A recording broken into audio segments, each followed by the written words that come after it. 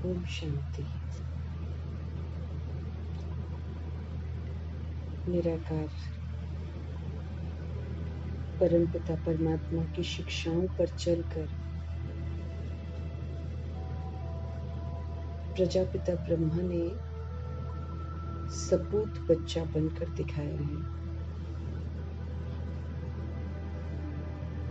उन्होंने त्याग, तपस्या, सेवा का सबूत दिया है।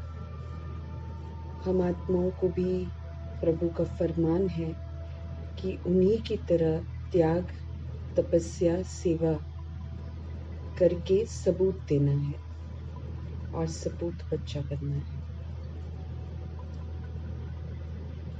हमें समर्थ बनना है, सर्व शक्तियों को प्राप्त करना है, जो प्रभु की देन है, प्रभु का वरदान है, जो हमको मेहनत से और युद्ध से मुक्त कर देता है।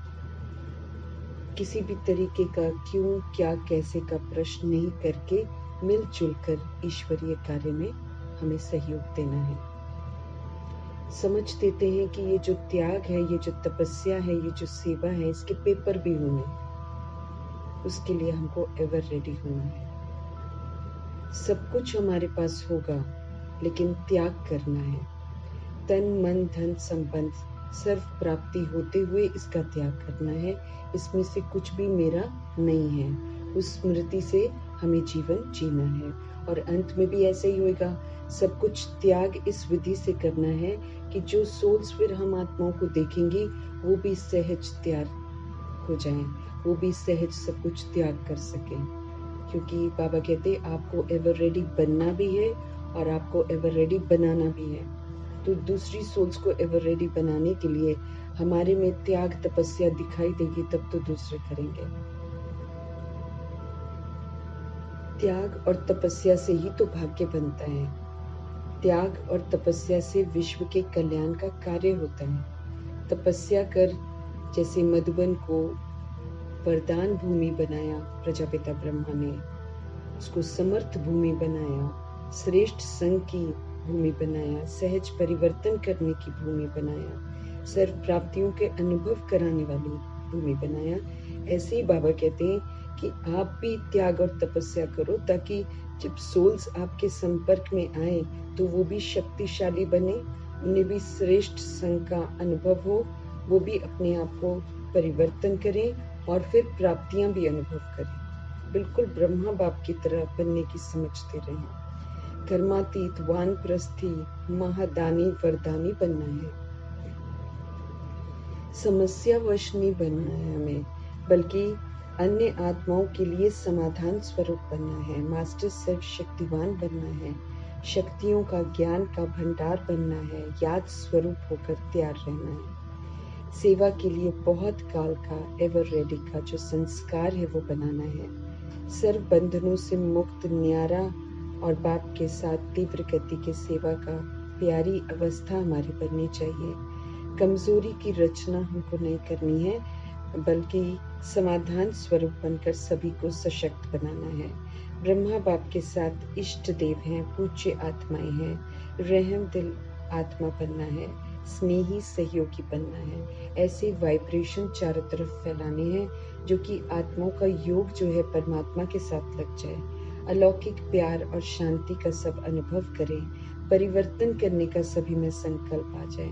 मन बुद्धि की एकाग्रता से, साइलेंस के बल से ऐसे वाइब्रेशन तीव्र गति से फैलाने हैं जिससे कि वायुमंडल ही शक्तिशाली बन जाए। दृढ़ संकल्प से सारे भाई बहनों के दुख की घटनाएं जो हैं वो परिवर्तन हो जाए, ये सेवा करनी है। दिल के रहम से, मतलब दिल का रहम जो है बाबा कहते हैं वो दिखाई देना चाहिए। साइलेंस की शक्ति से, रहम दिल भावना से, संकल्प के द्वारा हलचल को परिवर्तन करने की सेवा करनी है। सभी आत्माएं हमारी बिरादरी हैं, सभी आत्माएं हमारी शाखाएं हैं, हमारा परिवार है। उनकी पुकार सुननी है, उनको रिस्पॉन्ड देना है और परिवर्तन का वायुमंडल बनाना है ताकि वो परिवर्तन कर सकें। उत्साह में रहकर हमें हर कार्य करना है।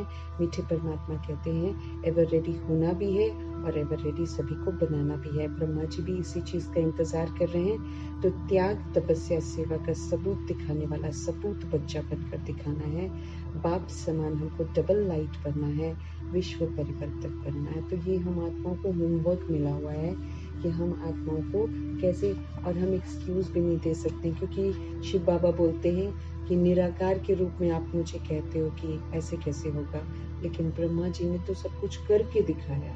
तो हमें भी त्याग करना है, हमें भी तपस्या करनी है, हमें भी सेवा करके एवर रेडी रहना है। इन तीनों के पेपर हमारे अंत में होंगे।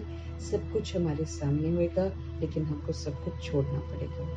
और कोई भी रंजिश ना हो कि मुझे देह छोड़नी पड़ रही है, मुझे देह के संबंधियों को छोड़ना पड़ रहा है, या देह के विस्तार को छोड़ना पड़ रहा है, वैभव वस्तुओं को, इस तरह का कोई भी संकल्प ना हो।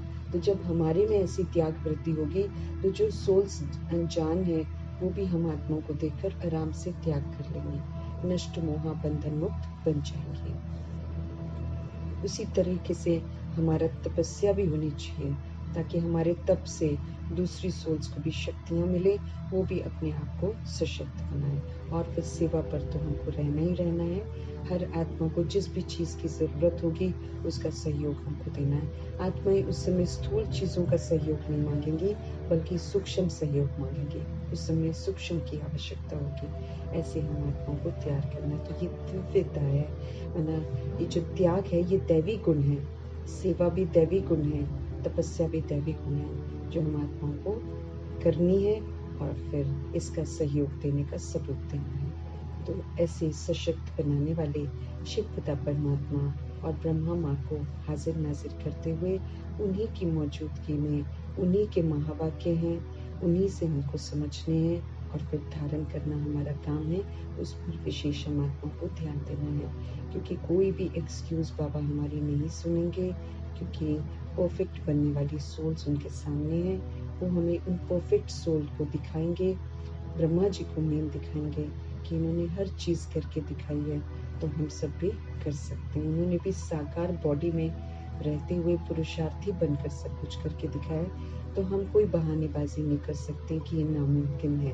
हर चीज़ को संभव किया है, तो हम आत्माओं को भी करना है। तो ऐसे शक्तिशाली बाप दादा को हाजिर नाजिर करते हुए हम उन्हीं को रिगार्ड से आमंत्रित करेंगे, वही हाजिर होंगे, वही हम आत्माओं की बुद्धि का ताला खोलेंगे। इन्हीं दुआओं के साथ हम सारी सोल्स को भी बाबा के महावाक्य समर्पित करेंगे, ताकि जो द्वापर युग और कलयुग की सोल्स हैं उन आत्माओं में भी जागृति आए, वो भी स्वयं को पहचाने, प्रभु को पहचाने, अपने स्वधर्म में लौटे, और साथ में वायुमंडल, प्रकृति और तत्वों को भी सशक्त बनाना है। तो दुआओं के साथ बाबा के महावाक्य उनको भी समर्पित करते हुए देखते हैं हमारे परम पिता परमात्मा सत्यम शिवम सुंदरम हम आत्माओं को किस विधि से सत्य मार्ग पर लेकर चलते हैं। आज संगम युग की नई सुबह है, हर सुबह नई है, हर सुबह बाबा नई विधि से शिक्षाएं हम आत्माओं तक पहुंचाते हैं, ताकि हम आत्माएं अपने आप को नया बनाएं। तो देखते हैं नई नई शिक्षाएं, नई नई संगम युग की सुबह की। मीठे मीठे बाबा बोले, मीठे बच्चे, विश्व का मालिक बनाने वाले बाप को बड़ी रुचि से याद करना, बहुत इंटरेस्टिंग वे में, बड़ा ही दिलचस्प है।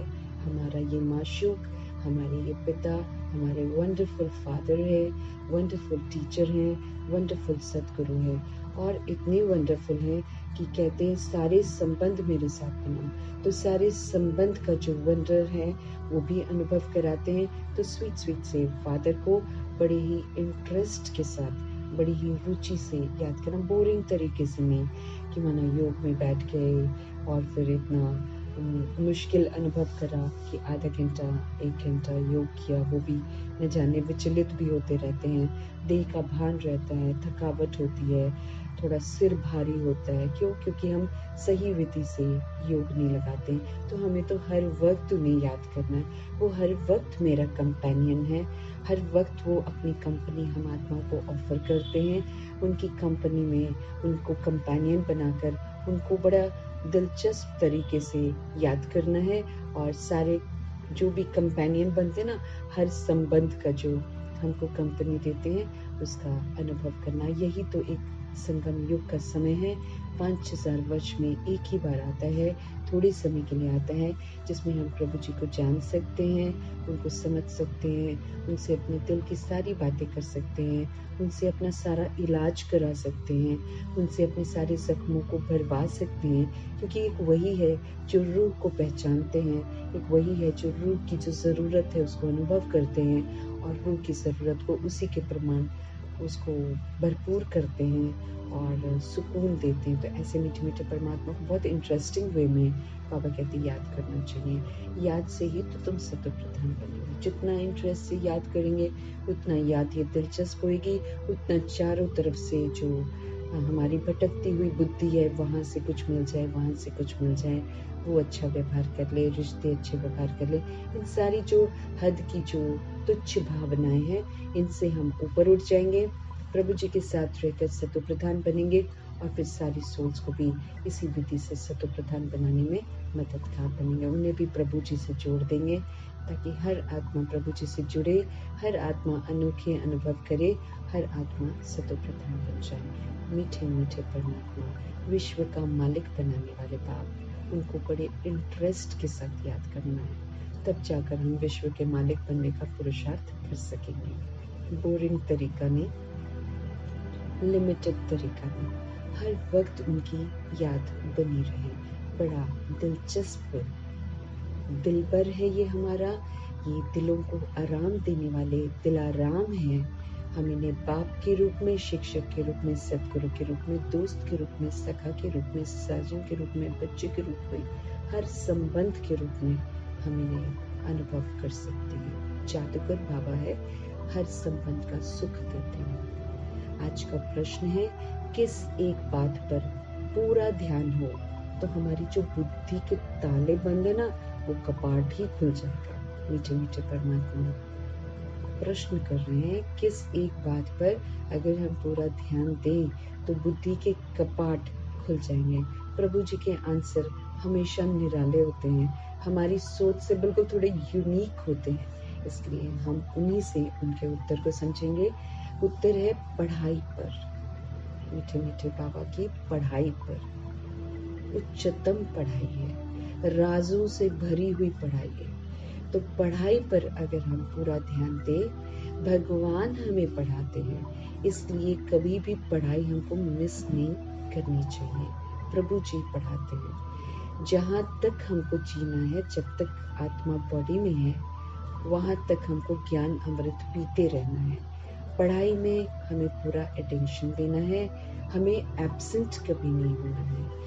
यहाँ वहाँ से भी ढूंढ कर मुरली ज़रूर पढ़नी है। अगर हम कहीं पर सपोज करो नहीं मिलती है, तो भी कहीं ना कहीं से ढूंढनी है। जैसे शुरू की सोल्स ने बड़े ही दीवानगी से मुरलियाँ पढ़ी। दीवानगी 21 पेज की मुरली को बड़ी दीवानगी से जनक दादी ने 21 बार पढ़ा है। स्वरूप ही बन गई मुरली का। घोट घोट के उसका मंथन कर करके चित्त बुद्धि में प्रभु की हर बात को बिठाकर उसको अमल में लाकर खूबसूरत अष्टरत्न बन गई। ऐसे ही हम आत्माओं को भी प्रभु बोलते हैं कि पढ़ाई की कदर करो। ये वो पढ़ाई है जो एक बार पढ़ने से समझ में नहीं आते, इसलिए बार बार बाबा की मुरली का चिंतन होना चाहिए, बार बार पढ़ना चाहिए। तो मीठे परमात्मा बोलते हैं, इतना प्यार होना चाहिए पढ़ाई से कि कहीं से भी, यहाँ वहाँ से भी ढूंढ कर मुरली जरूर पढ़नी है। मुरली में रोज मीठे मीठे परमात्मा नई नई पॉइंट्स जो है वो देते रहते हैं, जिससे हमारे कपाट खुल जाएंगे। हर मुरली के हर सेंटेंस में गहरे राज है। इसको जब हम पढ़ते हैं, प्रभु जी हमारे बुद्धि का कपाट ही खोल देते हैं। समझ आता है हमको क्या करना है।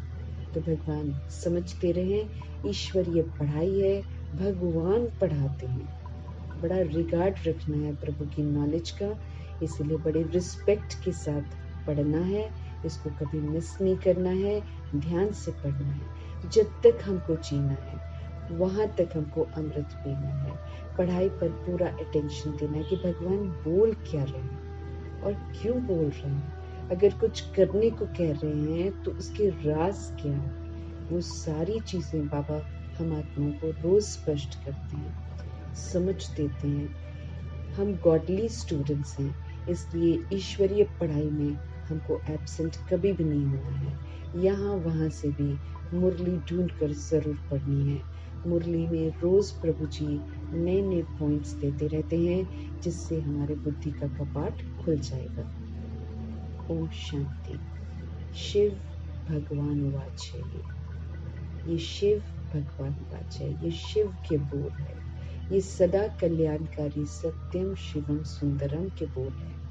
ये किसके प्रति हैं? शालिग्रामों के प्रति हैं। शालिग्राम मीन्स आत्मा।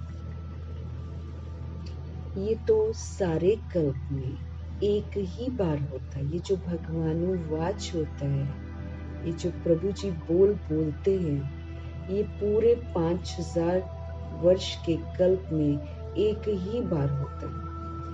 ये भी तुम जानते हो और कोई भी जान ना सके। वो भी खुदा का शुक्र है कि कुछ अच्छा कहीं पर कर्म किया होगा, भक्ति पूरी की होगी या जितनी भी की होगी, उसके रिटर्न में प्रभु जी के ज्ञान के हम पात्र बने हैं। तो फिर इसलिए हम आत्माएं जान पाते हैं, बाकी और कोई सोल तो जान भी नहीं पाती है। जो द्वापर युग में आती है, कलयुग में आती है, वो तो जान भी नहीं पाते हैं कि भगवान आते हैं, भगवान पढ़ाते हैं, कैसे पढ़ाते हैं, कैसे ब्रह्मा को रचते हैं, कैसे ब्रह्मा का आधार लेकर बड़ी गुप्त रीति आकर साधारण तन में आकर कितना न श्रेष्ठ कार्य कर जाते हैं। तो कोई तो जान भी नहीं पाता। मनुष्य इस रचता और रचना के आदि मध्य अंत को बिल्कुल ही नहीं जानते हैं। जो सोल्स द्वापर युग कलयुग में आती हैं, वो रचता परमात्मा को, और कैसे रचता परमात्मा ब्राह्मणों की रचना करते हैं, कैसे शूद्र से ब्राह्मण बनाते हैं, फिर कितनी पालना देते हैं, पवित्रता की पालना देते हैं, बाप की पालना, शिक्षक की पढ़ाई और सद्गुरु के वरदानों से पालते हैं। ये तो कोई जान ही नहीं सकता है। इसकी शुरुआत, इसका मध्य, इसका अंत कोई भी नहीं जानता है। तुम बच्चे जानते हो कि स्थापना में विघ्न तो पड़ने हैं। अब कलयुग में सतयुग की स्थापना हो रही है, बिल्कुल ही झूठ खंड में आकर सचखंड की स्थापना हो रही है, तो विघ्न तो पड़ने हैं। बाबा कहे इसको कहा जाता है, ये ज्ञान का यज्ञ है। बाप समझाते हैं, इस पुरानी दुनिया में तुम जो कुछ भी देखते हो वो सब स्वाहा हो जाना है। हमको डिटैच करते हैं भगवान कि भाई इससे मोह जो है तुम्हारा, वो उससे बाहर आ जाओ, नष्ट मोह बन जाओ।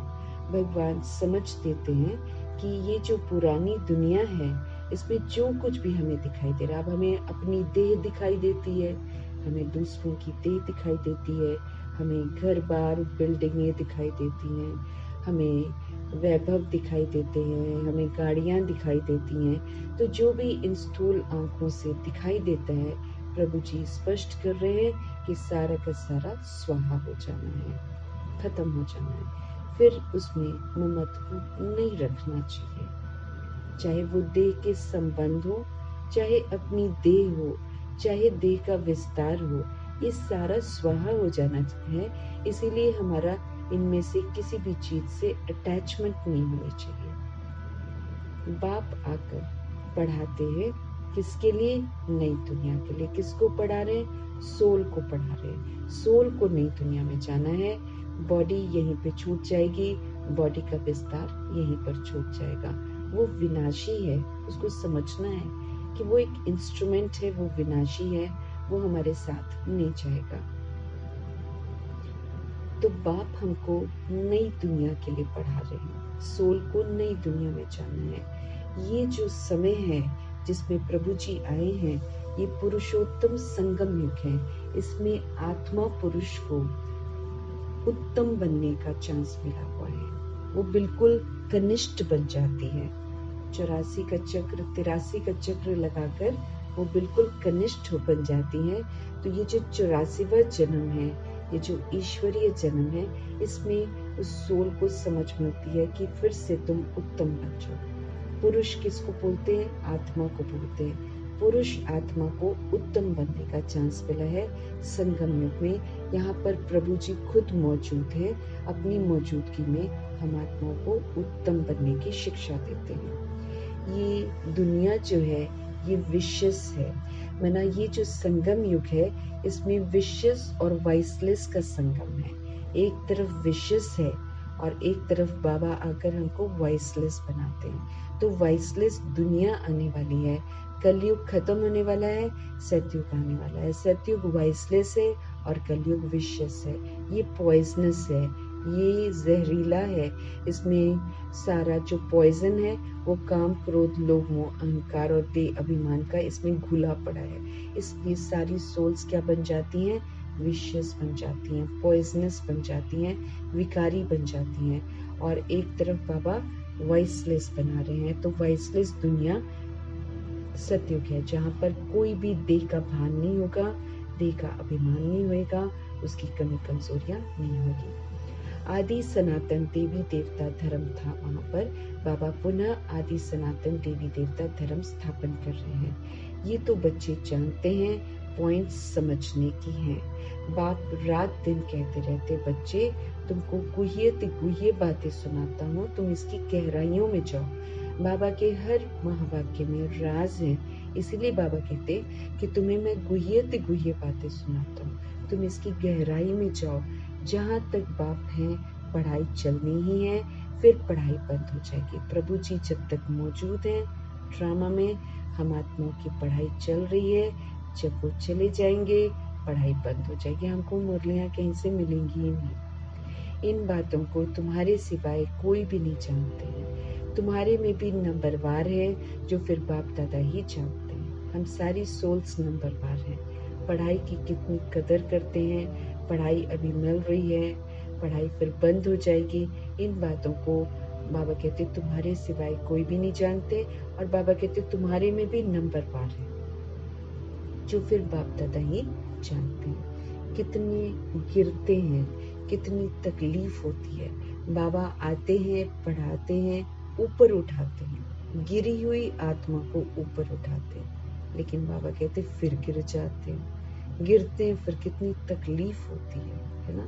प्रभु के विपरीत जाकर जो सोल्स विकारी हथियाला बांध लेती हैं, जो फिर विकारी वृद्धि करती हैं या बच्चे पैदा करती हैं, वो फिर अपने सामने ही उनको खत्म होते हुए देखते हैं, तो कितनी न तकलीफ होती होगी।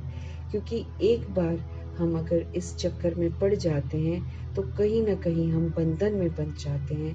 वो बार बार बुद्धि का योग शरीर की तरफ जाता है, खत्म हुए शरीर में बुद्धि का योग चला जाता है। क्योंकि पाठ पक्का नहीं किया ना, बुद्धि का ताला तो वैसे भी बंद हो जाता है। जब हम प्रभु की श्रीमत के विपरीत जाकर काम विकार में चले जाते हैं तो बुद्धि का ताला ही बंद हो जाता है। फिर वो जो देह का बच्चा होता है वो अपना अनुभव होता है। फिर उसको कुछ होता है तो सोल्स फिर चिल्लाती हैं, तकलीफ से गुजरती है। उन्हें कुछ होता है तो उनको तकलीफ होती है। ऐसे नहीं सदैव सभी पवित्र रह सकते हैं। पवित्र नहीं रहते तो फिर सजाएं भी खानी पड़ती हैं। बाबा समझ देते हैं कि संगम युग के समय में अगर हम समझ मिलने के बाद पवित्र नहीं रहते हैं, पवित्रता की भी कितनी गहरी परिभाषाएं हैं। तो जब हम पवित्र नहीं रहते हैं तो फिर सजाएं भी खाते हैं। हम अच्छा अनुभव नहीं करते हैं, हम खुश अनुभव नहीं करते हैं, हम दुखी और अशांत अनुभव करते हैं, बेचैन अनुभव करते हैं। क्योंकि प्रभु की अवज्ञा हमको बेचैन करती जरूर है। क्योंकि उनकी जो शिक्षाएं हैं वो हम आत्माओं की बड़ी निस्वार्थ और कल्याणकारी विधि से बाबा हमको देते हैं। तो जब हम उनकी कदर नहीं करते हैं तो बहुत दुख का अनुभव करते हैं, अच्छा अनुभव नहीं करते। धीरे धीरे बड़ी बेचैनी हो जाएगी। शुरू में तो उल्टे मार्ग पर चल पड़ते हैं, लेकिन उसके बाद फिर अच्छा नहीं लगेगा, क्रोध आता रहेगा, अच्छा फील नहीं करेंगे हम। तो कितनी तकलीफ होती है। बाबा कहते कितने गिर जाते हैं। ऐसे नहीं सदैव सभी पवित्र रह सकते। पवित्र नहीं रहते तो फिर सजाएं भी खानी पड़ती हैं। माला के दाने ही पास विद ऑनर होते हैं। 108 की माला में जो आएंगे वही पास विद ऑनर होते हैं, इज्जत से घर वापस जाते हैं, फर्स्ट डिवीजन में आते हैं। फिर बाबा कहते प्रजापति, ये बहुत समझने की बातें हैं। तुम कोई को भी समझाओ तो वो समझ थोड़ी सकते हैं, टाइम लगता है। सो भी जितना बाप समझा सकते हैं उतना तुम नहीं समझा सकते। बाबा कहे रिपोर्ट्स आदि जो आती हैं उनको बाप ही जानते हैं। फलाना विकार में गिर गया, ये हुआ, ये बाबा को मालूम चलता है। क्योंकि इस वक्त जब हम प्रभु के बनते हैं तो हम प्रभु के कनेक्शन में आ जाते हैं। हमारा जो स्वरूप है वो सूक्ष्म वतन में हाजिर हो जाता है ना। तो फिर जब भी हम यहाँ पर कुछ गलत करते हैं ऊपर दिखाई देता है तो बाबा को पता चल जाता है। बाकी तो छिप जाते हैं ना, लोग छिप कर करते हैं, विकार में गिर जाते हैं, लेकिन बाबा को तुरंत पता चल जाता है कि ये सोल गुमराह हो गई है। नाम तो नहीं बता सकते, बाबा जानते सब कुछ है, नाम नहीं बता सकते। नाम बताएं तो फिर उनसे तो कोई बात करना भी पसंद नहीं करेगा। अब कई सोल्स हैं, बाबा कहते हैं सब पवित्र नहीं रहते, क्या करते हैं, क्या देखते हैं, क्योंकि यहाँ तो संकल्प में भी अपवित्रता आ जाती है ना, स्वप्न में भी अपवित्रता नहीं होनी चाहिए। वो भी पता चल जाता है बाबा को कि अगर स्वप्न में भी अपवित्रता आ गई तो वतन में पता चल जाता है। बाबा कहे नाम तो नहीं बता सकते, अगर नाम बता दे कि ये तो विकार में गया है फिर उनसे तो कोई बात करना भी पसंद नहीं करेंगे, सब नफरत की दृष्टि से देखेंगे। यही होगा ना, फिर ब्राह्मण परिवार से फिर उन्हें रिजेक्शन की दृष्टि मिलेगी तो कोई पसंद नहीं करेगा, नफरत की दृष्टि से देखेंगे, दिल से उतर जाएंगे, सारी की कमाई चट हो जाती है। हम कितना भी अच्छी सेवा कर ले, कुछ कर ले, अगर हमारी वृत्ति, दृष्टि और कृति में अपवित्रता आ जाती है तो हम प्रभु जी के दिल से उतर जाते हैं, सारी हमारी की हुई कमाई जो है वो चट हो जाती है। ये तो जिसने धक्का खाया है ना वो जाने और बाप जाने। जो आत्मा धक्का खा लेती है, गुमराह हो जाती है, गलत मार्ग पर चली जाती है, विकार में चली जाती है, धोखा खा लेती है, वो समझ पाती है और बाप जानते हैं। ये बड़ी गुप्त बातें हैं। जो सोल उल्टे मार्ग पर चल पड़ती है वो बड़ा दुख अनुभव करती है अंतर में। बाद में तुम कहते हो फलाना मिला, उनको बहुत अच्छा समझाया, वो सेवा में मदद कर सकते हैं, परंतु वो भी जब सम्मुख होना। समझो गवर्नर को तुम अच्छी तरह समझाते हो परंतु वो थोड़ी किसको समझा सकेंगे, कोई को समझाएंगे तो मानेंगे नहीं, जिसको समझने का होगा वही तो समझेगा, दूसरे को थोड़ी समझा सकेंगे। तुम बच्चे समझाते हो कि ये तो कांटों का जंगल है। अभी हमको पता चला है कि देह का अभिमान, देह का भान कांटा है और सभी को ये कांटा लगा हुआ है, उसी से फिर सारे विकार आते हैं। तो ये सारी दुनिया ही क्या बन गई है, कांटों का जंगल बन गई है। इसको हम मंगल बनाते हैं, प्रभु जी आकर फिर हम आत्माओं को पवित्र बनाते हैं, ये देह अभिमान का कांटा निकलवाते हैं और सब कुछ फिर मंगलमय हो जाता है, अच्छा हो जाता है। मंगलम भगवान विष्णु कहते हैं, ऐसा मंगल करते हैं कि आत्मा फिर विष्णु बनती है, माना ब्रह्मा जी फिर विष्णु बनते हैं। मंगलम भगवान विष्णु कहते हैं ना, ये श्लोक आदि सब भक्ति मार्ग के हैं। मंगल तो तब होता है जब विष्णु का राज्य होता है, बाबा विष्णु बनाते हैं, फिर विष्णु का जब राज्य होता है तो फिर मंगल ही मंगल होता है। विष्णु अवतरण भी दिखाते हैं, बाबा ने सब कुछ देखा हुआ है, ब्रह्मा जी ने सब कुछ देखा है, अनुभवी है ना, सभी धर्म वालों को अच्छी तरह से जानते हैं। बाप जिस तन में आएंगे तो उसकी पर्सनालिटी भी तो चाहिए ना, इसीलिए उनकी अद्भुत पर्सनालिटी है ब्रह्मा जी की। भगवान उनको यूज कर रहे हैं तो भगवान कोई ऐरा गैरा रथ तो यूज करेंगे नहीं, तो उनकी पर्सनालिटी भी चाहिए ना। तब कहते हैं बहुत जन्म के अंत में, जबकि यहाँ का बड़ा अनुभवी होता है, तब मैं इनमें प्रवेश करता हूँ। अब इन्हें सारा अनुभव है, सतयुग में ये आए, त्रेता युग वर्ण में ये गुजरे, और फिर द्वापर युग में भक्ति इन्होंने शुरू करी, और फिर पूरी भक्ति भी करी, गुरु भी बनाए, हर तरह का अनुभव है इनके पास। इन्होंने सारे शास्त्र पढ़े, गुरु ग्रंथ साहिब भी पढ़ा, है ना, गीता भी पढ़ी, रामायण भी पढ़ी, सारा कुछ पढ़ा। तो पर्सनालिटी भी तो फिर चाहिए ना बाबा के। तब कहते हैं बहुत जन्मों के अंत में, ये 83 जन्म ले चुके थे, जबकि यहाँ का बड़ा अनुभवी होता है, तब मैं बाबा कहे इनमें प्रवेश करता हूँ। ये वो भी साधारण पर्सनालिटी का ये मतलब नहीं है कि राजा रजवाड़ा हो ना, नहीं, इनको तो बहुत अनुभव है, ये बहुत अनुभवी आत्मा है। इनके रथ में आता हूँ बहुत जन्मों के अंत में। तुमको समझाना पड़े कि अभी राजधानी स्थापन हो रही है। हमको याद रखना है कि राजधानी स्थापन हो रही है। हम सभी आत्माएं अपने अपने लिए सीट्स बुक कर रही हैं। हर आत्मा को अपने लिए सीट बुक करनी है। ये संगम युग का थोड़ा सा समय प्रभु की मौजूदगी का समय है, जिसमें हम राजधानी में अपनी सीट बुक कर सकते हैं। तो पुरानी दुनिया से, पुराने देह से, देह अभिमान से हमारा बुद्धि का योग हटेगा, तब तो हम राजधानी में अपनी सीट बुक करेंगे। अगर पुरानी दुनिया में फंसे पड़े हैं तो राजधानी स्थापन हो रही है, इसके लिए कुछ कर ही नहीं रहे और पुरानी दुनिया में उलझे हुए हैं, तो फिर हमें तो ब्रह्मा बनकर अपनी स्थापना भी करनी है। जितना करेंगे उतना ही मेरे को वहां का वर्षा मिलेगा। फिर विष्णु बनकर पालना के संस्कार भी बनाने हैं, फिर शंकर बनकर अपने देह अभिमान को पूरा खत्म करके देही अभिमानी नष्ट मोह स्मृति लब्धा भी बनना है। ये हमको होमवर्क मिला हुआ है। ऐसा करने से राजधानी में मुझे अच्छी वाली सीट मिलेगी। अगर हमको राजाई घराने में आना है तो फिर पुरुषार्थ भी तो करना है ना। तो तुमको समझाना पड़े कि अभी राजधानी स्थापन होती है, अभी ही 108 की माला बनती है।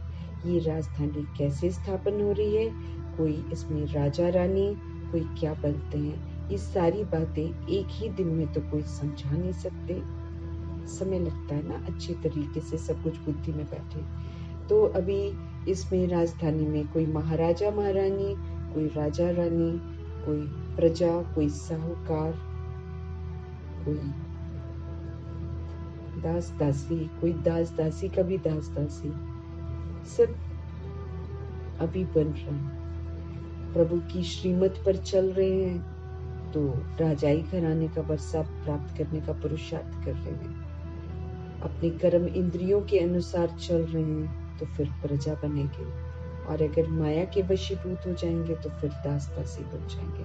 तो जैसा पुरुषार्थ जो यहाँ पर स्वराज्य अधिकारी बनकर चलता है, वो फिर राजाई घराने का वर्षा लेता है। स्वराज्य अधिकारी मतलब मालिक बनकर, अपनी कर्म इंद्रियों का राजा बनकर श्रीमत प्रमाण इनसे हर कार्य कराना। तो जो यहाँ पर स्वराज्य पर अपना अधिकार प्राप्त करता है, अपनी शरीर रूपी राजधानी, अपने कर्म इंद्रियों पर राज्य स्थापन करता है, वही सोल स्वराज्य अधिकारी कहलाता है, और वही फिर भविष्य में विश्व राज्य अधिकारी बनता है। बेहद का बाप ही तो बेहद का वर्षा देते हैं। भगवान जी बेहद के हैं, अनलिमिटेड है, और उनका वर्षा भी अनलिमिटेड है। सुख घनेरे देते हैं, एकदम दुख का उसमें नाम निशान नहीं रहता। भगवान आकर समझाते हैं, सो भी बाबा कहते हैं मुश्किल थोड़े पवित्र बनते, बहुत कम आत्माएं पवित्र बनती है। 8 रतन है, उसके बाद 100 है ना। फिर बाबा कहते बड़ा मुश्किल से थोड़ी सी आत्माएं पवित्र बनती हैं। ये भी समझने में टाइम चाहिए, कितनी सजाएं खाते हैं हम सभी आत्माएं। अभी तो एंड का समय आ गया है, इसीलिए अगर हम बैड संकल्प क्रिएट करते हैं तो फिर उसी समय हमको सजा मिलती है। अभी तो साथ साथ सजा मिल रही है, बाद में धर्मराजपुरी में भी मिलेगी, ट्रिब्यूनल के आगे भी मिलेगी, लेकिन अभी भी साथ साथ हमको पनिशमेंट जरूर मिलता है। मीठे बाबा कहते हैं कितनी सजाएं खाते हैं। जैसे बाबा ने कल हम लोगों ने पढ़ा था कि अगर तुम समस्या भी बनते हो, अगर तुम समस्या क्रिएट करते हो, अगर तुम वीक थॉट्स क्रिएट करते हो, तो तुम पाप का खाता बन रहे हो। भगवान के अनुसार हमको हमेशा पावरफुल सोचना है, हमको सिर्फ शुद्ध सोचना है, शुभ सोचना है, कल्याणकारी सोचना है। इसके अतिरिक्त जब भी हम साधारण सोचते हैं, जब भी हम व्यर्थ सोचते हैं, तो हम कमजोरी का वाइब्रेशन फैलाते हैं, तो फिर मेरा पाप का खाता बनता है। तो बाबा कहते हैं समझने में टाइम लगता है हर एक बात को। कितनी सजाएं खाते हैं, सजाएं खाकर भी प्रजा बनते हैं। सजाएं खाते हैं फिर प्रजा बनते हैं। बाप समझाते हैं बच्चे तुम्हें तो बहुत मीठा भी बनना है। जब हमारे अंदर में आत्मिक भान आएगा तभी हम मीठे बनेंगे। दैहिक भान हमको कड़वा बनाता है। तो आत्मा का पाठ पक्का करना है। आत्मा फिर निराकारी हो जाती है, उसमें फिर किसी भी तरीके का विकार नहीं होता है, तो फिर वो मीठी आत्मा बनती है। लेकिन शरीर में रहते हुए आत्मा के भान से मुझे मीठा बनना शरीर के अंदर ही है, क्योंकि सबूत देना है ना, हम आत्मा को हर बात का सबूत देना है। इसीलिए बाबा समझते रहे कि तुम्हें वाचा शक्ति को बचाना है और फिर तुम्हें बहुत बहुत मीठा भी बनना है। देह का भान ही खत्म हो जाए और रूह को देखे, तब मीठे बनते हैं।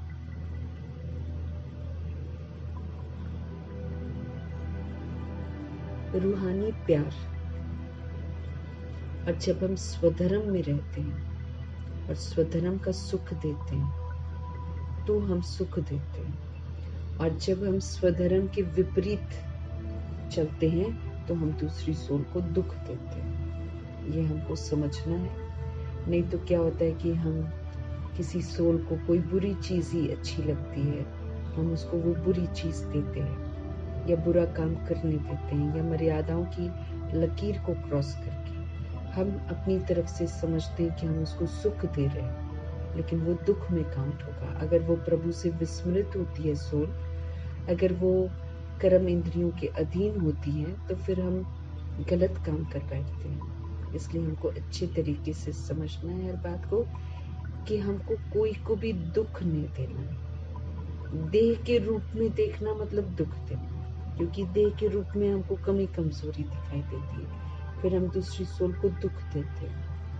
और जब हम स्वधर्म में रहते हैं, सतोगुणी स्वधर्म में रहते हैं, और जब हम रूह को देखते हैं तो फिर हम उसको सुख देते हैं। तो भगवान हम आत्मा को रूहानियत की तरफ ध्यान खिंचवा रहे हैं। रूह बनना है, बहुत बहुत मीठा बनना है, कोई को दुख नहीं देना है। बाप आते ही हैं सभी को सुख का रास्ता बताने के लिए, दुख से छुड़ाने के लिए। हम सब दुखों के जंजाल में फंस जाते हैं, तो प्रभु हमको दुखों से छुड़ाने के लिए आए हुए हैं। तो फिर खुद किसको कैसे दुख देंगे? बाबा तो सुख देने के लिए आए ना। तो लोग कह देते ना कि जो दुनिया में हमको दुख मिलता है वो प्रभु देते हैं, बाबा ने, भगवान ने हमारी किस्मत ऐसी बनाई है, भगवान ने उसको पैसे दिए हैं, मुझे पैसे नहीं दिए हैं। ये सारी जो गलत ख्यालात हम आत्माओं के मन के अंदर आ जाते हैं, क्योंकि हमने सीखे हैं ना। तो फिर बाबा कहते बाबा तो दुख हरता है, बाबा तो सुख करता है, वो तो सभी को सुख का रास्ता बताते हैं, तो फिर दुख कैसे दे सकते? वो तो दुखों से छुड़ाने के लिए आए हुए हैं। ये सब बातें तुम बच्चे ही जानते हो, बाहर वाले बड़ा मुश्किल समझते हैं, उनको समझ में नहीं आता है। वो यही सोचते हैं कि दुख भी बाबा देते हैं। जो भी संबंधी आदि है, बाबा कहते उनसे अपना जो ममत्व है ना वो तोड़ दो, क्योंकि हम देह पर अधिकार करते हैं और देह के बनाए हुए संबंधों पर अधिकार करते हैं। बाबा कहते हैं वो एक्टिंग है, वो तो रोल है, तो वो रोल तो खत्म हो रहा है क्योंकि ड्रामा खत्म हो रहा है, ड्रामा खत्म हो रहा है। हम आत्मा रूपी एक्टर्स यहाँ पर रोल प्ले करती हैं, अपने अपने अनुसार चलकर हम अपना हिसाब किताब बनाते हैं। लेकिन हम ये भी देखते हैं कि ये रोल जो है ये खत्म हो जाता है और अब जो समय आ गया है, संगम युग चल रहा है, तो ये जो इतना बड़ा कलयुग का विस्तार है वो सारा खत्म करना है, ये सारा खत्म हो जाएगा। तो बाबा कहते जो भी तुम्हारे रिलेशंस हैं जो तुमने बनाए हैं, माता पिता, चाचा, काका, मामा, बच्चा वगैरह जो भी तुमने बनाया हुआ है, उन सबसे जो अटैचमेंट तुम्हारी हो गई है ना, वो वाली अटैचमेंट को अब तुम छोड़ दो, क्योंकि वो अटैचमेंट जो है वो खामखा की है, दुख होएगा ना, वो सब संबंध का रोल जो है वो सारा खत्म हो जाना है। रहना सभी के साथ है, घर छोड़कर भागना नहीं है, घर में रहना है, लेकिन निमित्त मात्र है, तैयार रहना है कि ये छोड़कर मुझे जाना है, वापस घर जाना है। तो जो भी संबंधी आदि हमारे हैं उन सब से ममत्व तोड़ देना है, अटैचमेंट तोड़ देना है, घर में रहना है लेकिन निमित्त मात्र, कि माना हम प्रभु के कहने पर हम ट्रस्टी हैं, हम सेवाधारी हैं, ट्रस्टी और सेवाधारी बनकर सारा हिसाब किताब श्रीमत पर चलकर सेटल कर लेना है। श्रीमत पर हमको चलना है और सारा हिसाब किताब निमित्त बनकर कि करावनहार शिव बाबा मुझ आत्मा करनहार से करा रहे हैं। तो घर में रहना है परंतु निमित्त मात्र। ये तो बुद्धि में है कि ये जो सारी दुनिया है ये खत्म हो जानी है, जो भी हमको दिखाई दे रहा है वो सारा खत्म हो जाना है। परंतु मीठे परमात्मा कहते हैं ये ख्यालात भी किसी को रहता नहीं है। अब मम्मा लोग तो ख्यालात ये बुद्धि में रखते थे, मम्मा तो हर घड़ी को अपना अंतिम घड़ी समझकर उत्तम पुरुषार्थ करके सबसे पहले अव्यक्त हो गई। उन्होंने सदा याद रखा मेरी कोई भी घड़ी अंतिम घड़ी हो सकती है। ऐसे ही हम आत्माओं का भी तो है। बाबा ने कितनी बार बोला कि तुम्हारी देह की गारंटी थोड़ी है कि तुम इतना समय रहो। ये और बात है कि हम प्रभु के साथ सच्चे रहकर पुरुषार्थ करते हैं, योग करते हैं, तो हम योग से अपनी आयु को बढ़ा सकते हैं, लेकिन फिर भी गारंटी तो नहीं है ना कि हम कब तक रह रहे हैं और कब तक नहीं रह रहे हैं। तो भगवान समझ दे रहे हैं कि ये सारी दुनिया खत्म हो जानी है। सारे जो दिखाई दे रहे संबंध, काका, चाचा, मामा, ये सारी बॉडी खत्म हो जानी है। आत्मा जो अंदर चाचा, मामा, काका बनी हुई है वो तो निकल जाएगी, वो तो चल पड़ेगी घर, उसको घर वापस जाना है, या फिर उसका हिसाब किताब होएगा तो फिर से गर्भ चिन्ह जाएगी। तो बाबा कहते हैं कि ये बुद्धि में नहीं रहता सभी सोच के, वो फिर कलयुग के पीछे ही भागते रहते, जबकि बुद्धि में ये रखना है कि जितना भी दिखाई दे रहा है सब खत्म हो जाना है। लेकिन बाबा कहते हैं ये वाला ख्यालात भी किसी को रहता नहीं है। जो अनन्य बच्चे हैं, माना औरों से अलग है, अर्जुन है, जो अनन्य बच्चे हैं वो समझते हैं, वो भी अभी सीखने का पुरुषार्थ करते रहते हैं, वो समझते हैं इन बातों को। जो अनन्य बच्चे हैं वो समझते हैं, वो भी अभी सीखने का पुरुषार्थ करते रहते हैं, बहुत फेल भी हो पड़ते हैं। अभी हम सीख रहे हैं, है ना। तो अनन्य बच्चे जो औरों से अलग होते हैं, जैसे दादियां वगैरह है ना, मातेश्वरी है, दादी है, ये प्रभु के अनन्य बच्चे हैं, ये औरों से बिल्कुल हट कर हैं, ये उत्तम पुरुषार्थ करते हैं। तो जो अनन्य बच्चे हैं वो समझते हैं, वो भी अभी सीखने का पुरुषार्थ करते रहते हैं। मीठे परमात्मा कहते हैं बहुत तो फेल भी हो पड़ते हैं, माया की चक्री बड़ी चलती है ना।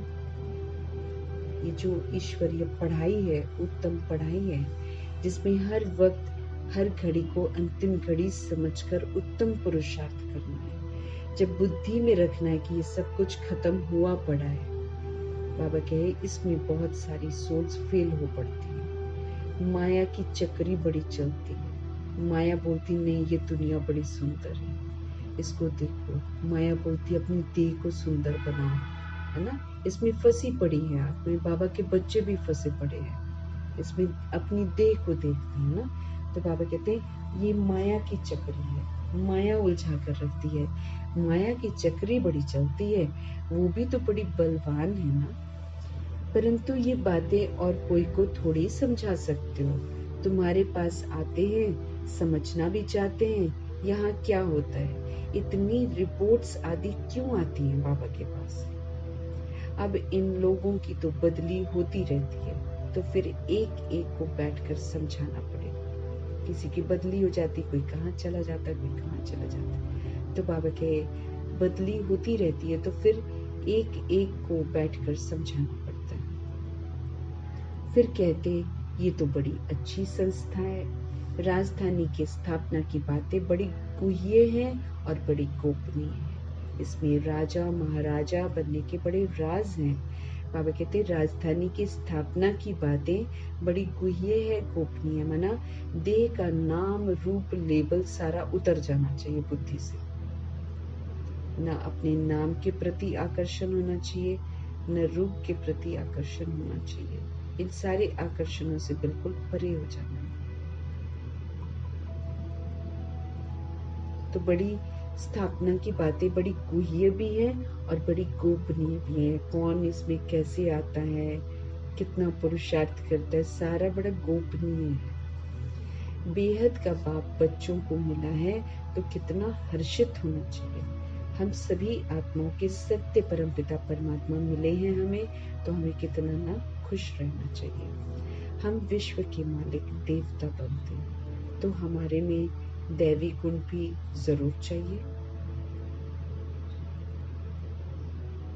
बाबा कह रहे हैं कि एक तो हमें बेहद का बाप मिला, तो बच्चों को बेहद का बाप मिला है, तो हमको कितना खुश रहना चाहिए, हर्षित रहना चाहिए। हम विश्व के मालिक देवता बनते हैं, तो हमारे में दैवी गुण भी जरूर चाहिए, क्योंकि देवता दैवी गुणों वाले मनुष्य ही तो है। जब तक हमारे अंदर सारे दैवी गुण होंगे नहीं, हम सचखंड में जा नहीं सकते। दैवी दुनिया में जाने के लिए बहुत काल के दैवी गुणों के संस्कार हमारे अंदर होने चाहिए, और उनका प्रयोग सारी सोल्स के प्रति यूज करके यहाँ पर सबूत देना पड़ेगा। मना दुनिया कलयुगी होगी, वो कलयुगी व्यवहार करेगी, लेकिन हमारा दैवी गुणों का व्यवहार होना चाहिए।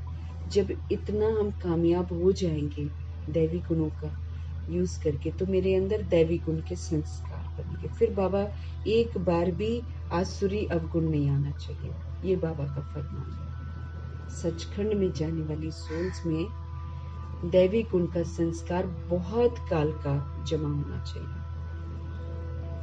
भगवान कहते हैं बेहद का बाप बच्चों को मिला है, तो हमको कितना ना खुशी होनी चाहिए। हम विश्व के मालिक देवता बनते हैं, तो हमारे में दैवी गुण भी जरूर चाहिए। एम ऑब्जेक्ट तो सामने खड़ी है, ये है नई दुनिया के मालिक। कौन? लक्ष्मी नारायण एम ऑब्जेक्ट है, ये तुम ही समझते हो। हम पढ़ते हैं, बेहद का बाप जो नॉलेज से फुल है वो हमको पढ़ाते हैं। अमरपुरी अथवा हेवन में ले जाने के लिए हमको ये नॉलेज मिलती है। जब हम नॉलेज को ग्रहण करते हैं, तो हम अमरपुरी अर्थात हेवन, पैराडाइज, जन्नत, शिवालय का वर्षा प्राप्त करते हैं।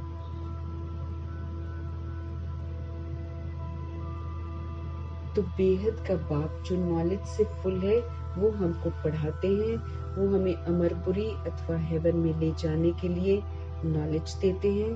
आएंगे वही जिन्होंने कल्प कल्प राज्य लिया है। कल्प पहले मुआफिक हम अपनी राजधानी स्थापन कर रहे हैं। हमें ये सदा याद रखना है कि सब कुछ खत्म हो जाएगा, लेकिन राजधानी जो आ रही है उसके लिए हम सभी सोल्स जो है अपनी राजधानी खुद स्थापन कर रहे हैं। जितना नाम रूप लेबल्स बुद्धि से खत्म हो जाएगा, उतना हम जो है राजधानी में जाने की जो सीट है वो बुक कर सकेंगे। बाबा कहे अभी माला बन रही है नंबर 5, 108 की माला बन रही है नंबर 5। जैसे स्कूल में भी जो अच्छा पढ़ते हैं उनको स्कॉलरशिप मिलती है ना, वो है हद की बातें। दुनिया में जो पढ़ाई पढ़ते हैं, बाबा कहते हैं वो तो हद की बातें, तुमको तो बेहद की बातें मिलती है। पूरे यूनिवर्स का राज बाबा हम आत्मा को समझाते हैं।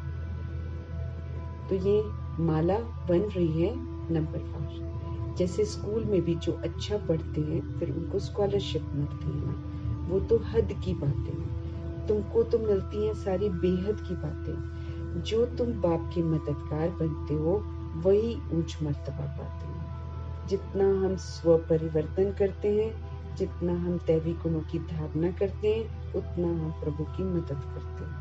और जितना हम प्रभु की मदद करते हैं उतना ऊंच मर्तबा हमको मिलता है।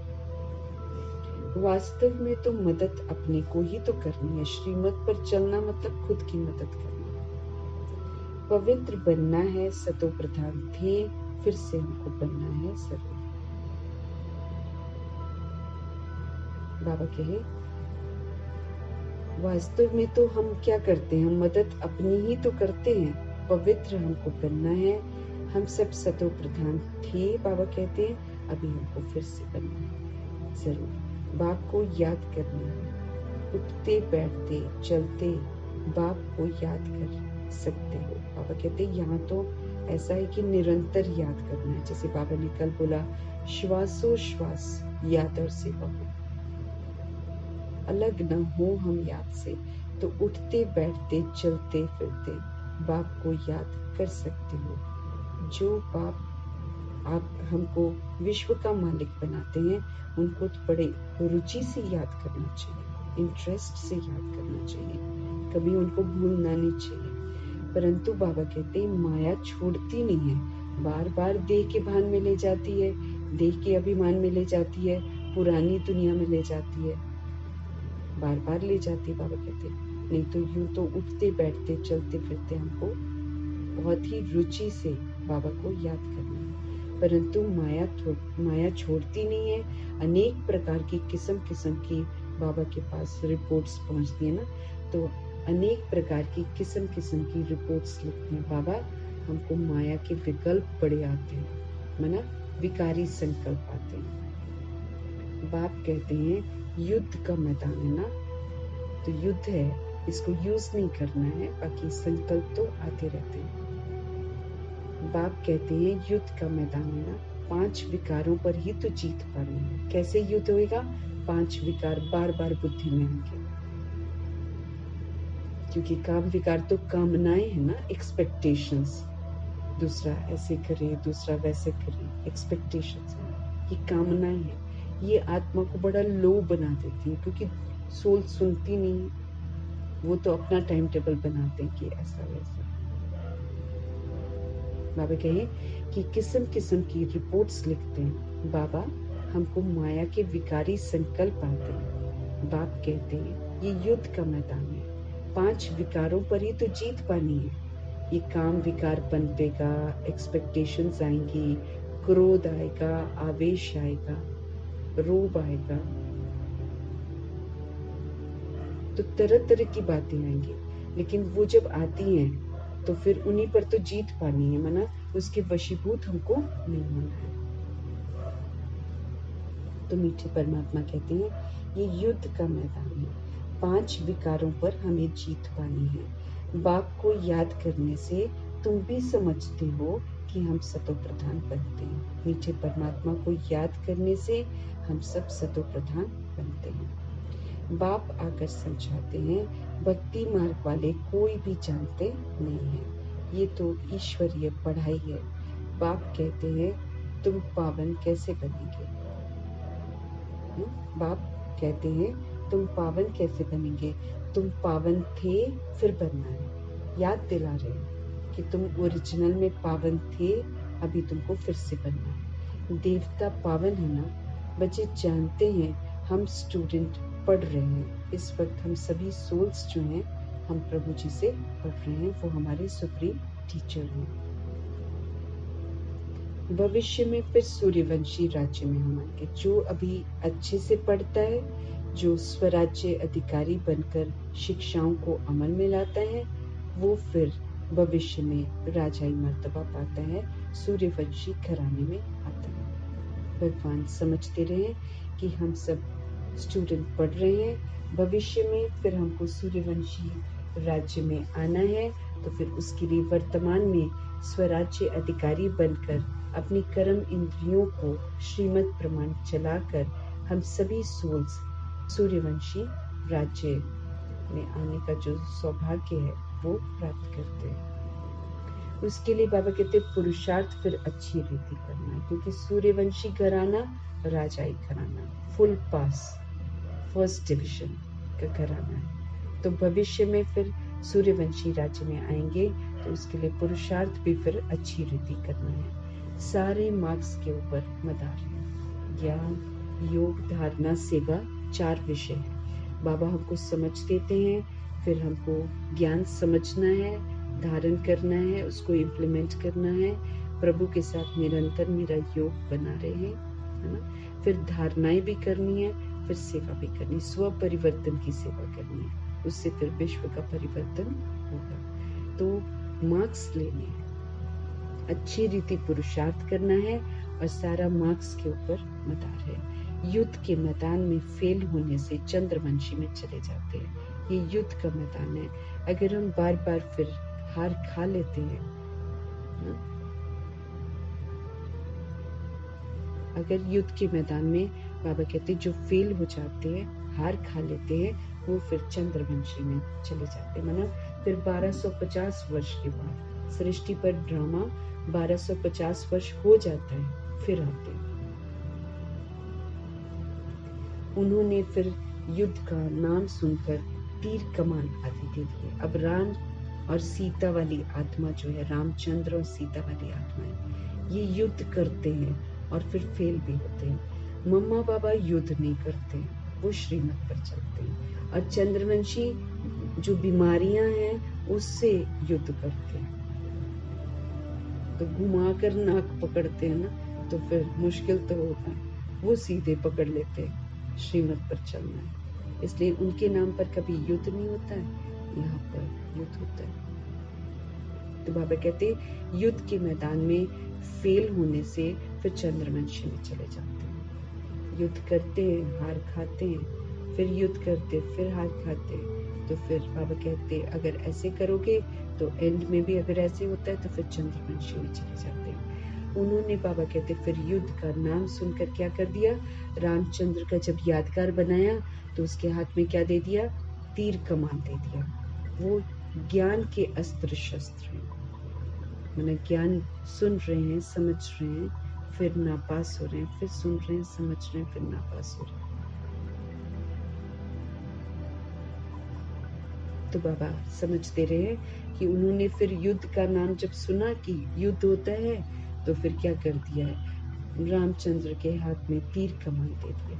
अब वो युद्ध थोड़ी करते, हिंसात्मक युद्ध थोड़ी करते, सबका अपना अपना पर्सनल युद्ध है, क्योंकि सबने बुराइयां कैसे धारण करी हुई हैं उसके अनुसार उनके युद्ध चलते हैं, गुप्त चलते हैं बाबा के। उन्होंने फिर युद्ध का नाम सुनकर तीर कमान आदि दे दिए हैं। क्या वहां पर बाहुबल की लड़ाई थी जो तीर कमान आदि चलाए? भले वो 1250 वर्ष के बाद आते, त्रेता युग में आते, तो भी वहां पर हिंसा थोड़ी होती है। तो बाबा कह रहे हैं कि क्या वहां बाहुबल की लड़ाई थी जो तीर कमान आदि चलाई? ऐसी कोई बात ही नहीं है बाबा के। आगे वाणी की लड़ाई चलती थी, इस समय तक भी निशानियां हैं।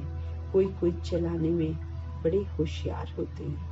अब इस ज्ञान में लड़ाई आदि की तो कोई बात ही नहीं है। प्रभु यहाँ पर समझ देते हैं, समझ से यहाँ पर चलना है। यहाँ पर किसी भी तरीके की लड़ाई जो है नहीं होती है ज्ञान मार्ग में। ये अहिंसक मार्ग है। तुम जानते हो शिव बाबा ही ज्ञान का सागर है, जिनसे हम ये मर्तबा पाते। कौन सा? लक्ष्मी नारायण का घराने का मर्तबा।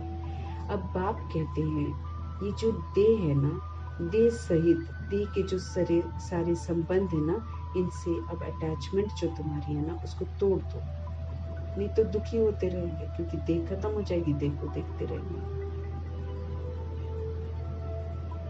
बाबा कहे तुम जानते हो शिव बाबा ही ज्ञान का सागर है, जिनसे हम ये मर्तबा पाते हैं। अब बाप कहते हैं देह सहित देह के सभी संबंधों से अटैचमेंट जो है उसको तोड़ना है। ये सब पुराना है।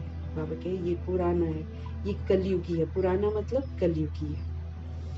नई दुनिया गोल्डन एजेड भारत था, सोने की चिड़िया थी, कितना नाम मशहूर भी था। प्राचीन योग कब और किसने सिखाया, किसी को भी नहीं मालूम। हमें प्राचीन योग सिखाया, लेकिन कब और किसने सिखाया, नाम मशहूर है लेकिन जानते नहीं है कि किसने सिखाया। ये किसी को पता ही नहीं है जब तक खुद न आकर समझे। बाबा आकर समझाते हैं तो हमको समझ में आता है। ये है नई चीजें। कल्प कल्प जो होता आया है वही फिर रिपीट होगा। बाबा कहे इसमें कोई फर्क नहीं पड़ सकता है, उसमें फर्क नहीं पड़ सकता है। बाप कहते हैं अब ये अंतिम जन्म पवित्र रहने से फिर 21 जन्म तुमको कभी भी अपवित्र नहीं होना है।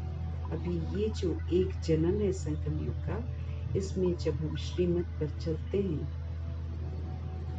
बाबा कहे इसमें तुम श्रीमत पर चलते हो ना, तो फिर तुम पवित्र बनते हो। तो ये अंतिम जन्म पवित्र रहने से फिर 21 जन्म तुमको कभी भी अपवित्र नहीं होना। 2500 वर्ष तक आत्माएं पवित्र रहती हैं। 20 जन्म जो होते हैं वो पवित्र रहते हैं इस एक संगम युगी जन्म की पवित्रता के आधार से।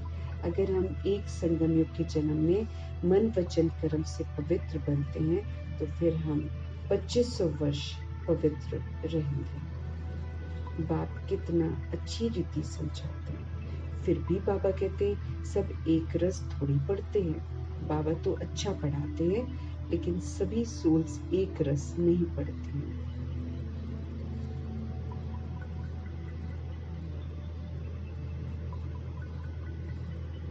21 जन्म तुमको कभी भी अपवित्र नहीं होना है। बाप कितना अच्छी रीति समझाते हैं। बाबा कहते फिर भी सारे लोग एक रस थोड़ी पढ़ते हैं, मना निरंतर पढ़ते रहना, आगे बढ़ते रहना, रात दिन का फर्क है। आते हैं पढ़ने के लिए, फिर थोड़ा पढ़कर कई लोग तो गुम भी हो जाते हैं, मना फिर श्रीमत पर नहीं चलते हैं। जो अच्छी रीति बातों को समझते हैं वो फिर अपना अनुभव भी सुनाते हैं कि कैसे हम सब आए, फिर कैसे हमने पवित्रता की प्रतिज्ञा की। बाप कहते हैं पवित्रता की प्रतिज्ञा कर, फिर एक बार भी अगर पतित बना सारी कमाई चट हो जाएगी। क्योंकि काम विकार को तो लेकर बाबा बहुत स्ट्रिक्ट है ना। बाबा बाप कहते हैं अगर पवित्रता की प्रतिज्ञा की और फिर उसके बाद एक बार भी अगर पतित बना तो फिर जो सेवा की होती है सारी कमाई चट हो जाएगी। फिर वो अंदर में उसको खाता भी रहेगा। ये शुरू शुरू में कर लेते हैं लेकिन बाद में दिमाग खराब कर देती है अवज्ञाएं। ये मन को खाता ही रहेगा, मैंने गलत किया, मैंने गलत किया, मैंने गलत किया। किसको भी कह नहीं सकेंगे कि बाप को याद करो। जो सोल गिर जाती है वो सोल फिर किसी को बोल नहीं सकती है कि एक बाप को याद करो।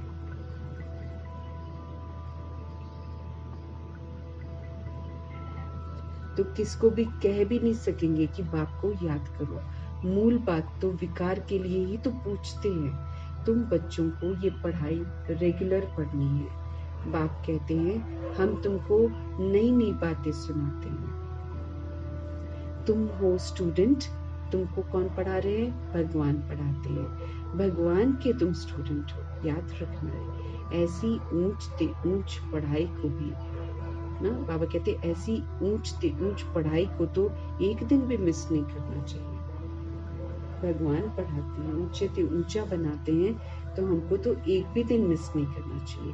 एक दिन भी मुरली न सुनी तो फिर बाबा के रजिस्टर में सूक्ष्म वतन में एब्सेंट पड़ जाती है। अगर हम एब्सेंट होते हैं तो वहां पर एब्सेंट पड़ जाते हैं। अच्छे अच्छे महारथी, बाबा कहते हैं, अच्छे अच्छे महारथी भी मुरली मिस कर देते हैं। मीठे परमात्मा कह रहे हैं जो महारथी हैं, माना जो अच्छा पुरुषार्थ करने का दृढ़ प्रतिज्ञा करते हैं, बाबा कहते हैं वो भी मुरली मिस कर देते हैं।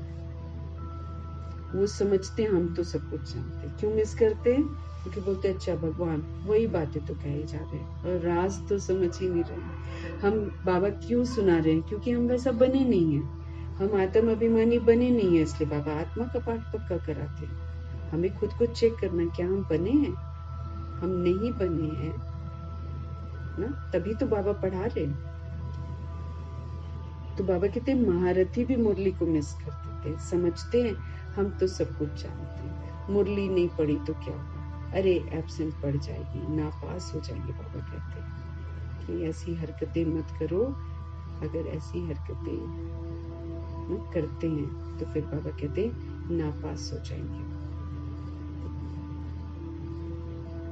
तो बाबा कहते हैं एब्सेंट पड़ जाएगी, नापास हो जाएंगे। बाप खुद कहते हैं रोज ऐसी अच्छी अच्छी पॉइंट सुनाता हूँ जो समय पर समझाने में बड़ी काम आएगी।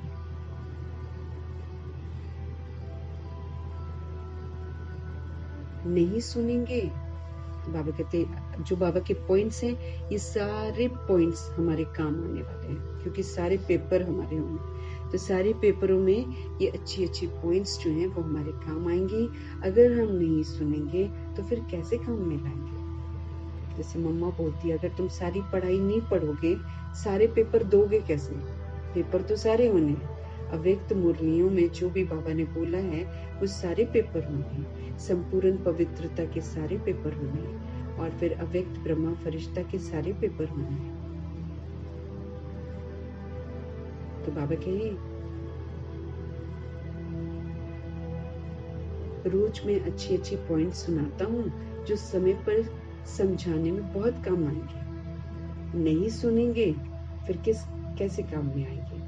जब तक जीना है तब तक अमृत पीना है, ज्ञान अमृत पीना है, शिक्षा को तब तक धारण करना है। एब्सेंट तो कभी भी नहीं होना चाहिए। यहाँ वहां से ढूंढकर कोई से भी लेकर मुरली जरूर पढ़नी चाहिए। भगवान बाप पढ़ाते हैं, उसमें तो एक दिन भी हमको मिस नहीं करना चाहिए। ऐसी ऐसी पॉइंट्स निकलती हैं जो तुम्हारा व किसी का भी कपाट खुल सकता है, कभी भी किसी की बुद्धि का ताला खुल सकता है। आत्मा क्या है, परमात्मा क्या है, कैसे ये सारा पाठ चलता है, इसे समझने में टाइम चाहिए।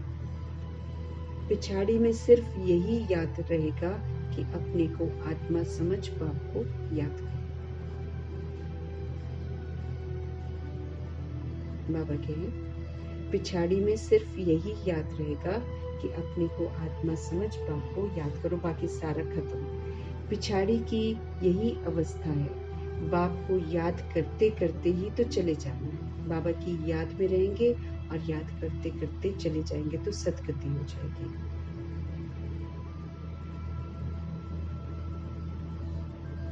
बाप को याद करते करते वापस घर चले जाना है। याद से ही तो हम पवित्र बनते हैं। पवित्रता के सागर को याद करते हैं तो हम सब पवित्र बनते हैं। कितना बने हो सो तो तुम समझ सकते हो, कितना पवित्र बने हो बाबा कहते वो तो तुम खुद ही समझ सकते हो। इम्प्योर को बल जरूर कम मिलेगा, अगर हम अपवित्र हैं तो हमको कम शक्ति मिलेगी। मुख्य 8 रतन हैं जो पास विद ऑनर हो जाते हैं, वो कुछ भी सजा नहीं खाते, उसको बोलते हैं पास विद ऑनर। पूरी इज्जत के साथ जाना। धर्मराज का सलाम ड्रामा सलाम करता है, प्रकृति सलाम करती है।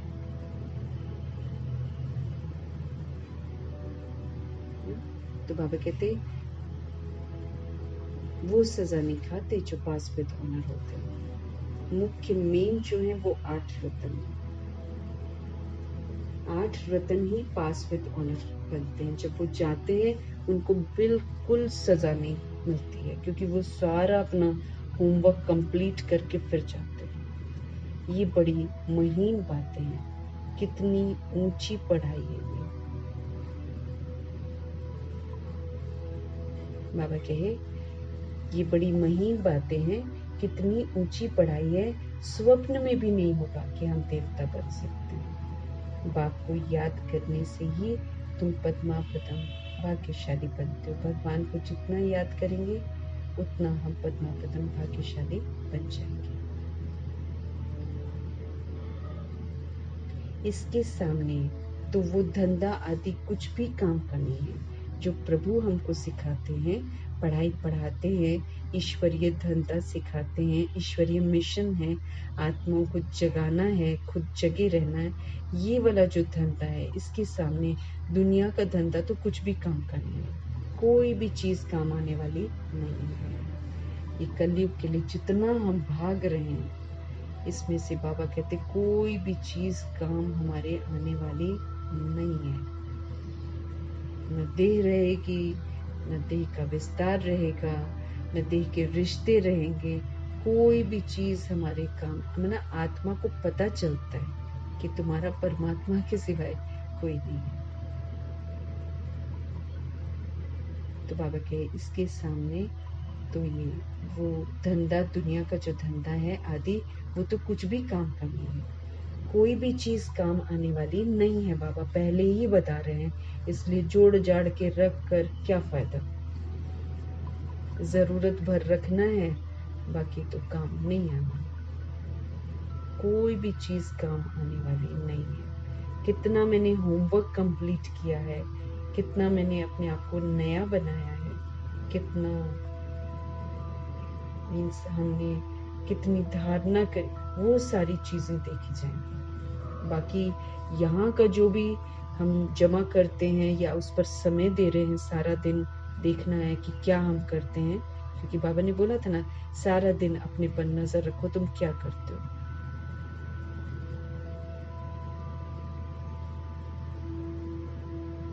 बाबा कहे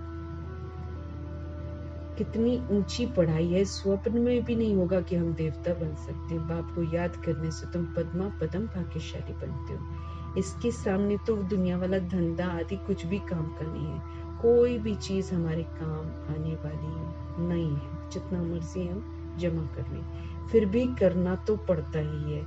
ये कभी भी ख्याल नहीं आना चाहिए कि हम शिव बाबा को कुछ देते हैं, क्योंकि हम कुछ भी नहीं देते हैं। हम देते हैं, उसका रिटर्न मिल जाता, तो हम देते क्या है। देना तो तब कहलाता है ना जब रिटर्न में कुछ ना ले, उसको बोलते हैं देना। यहाँ तो देते हैं और मल्टीफोल्ड तो रिटर्न मिल जाता है, तो फिर दिया क्या, कुछ भी नहीं दिया।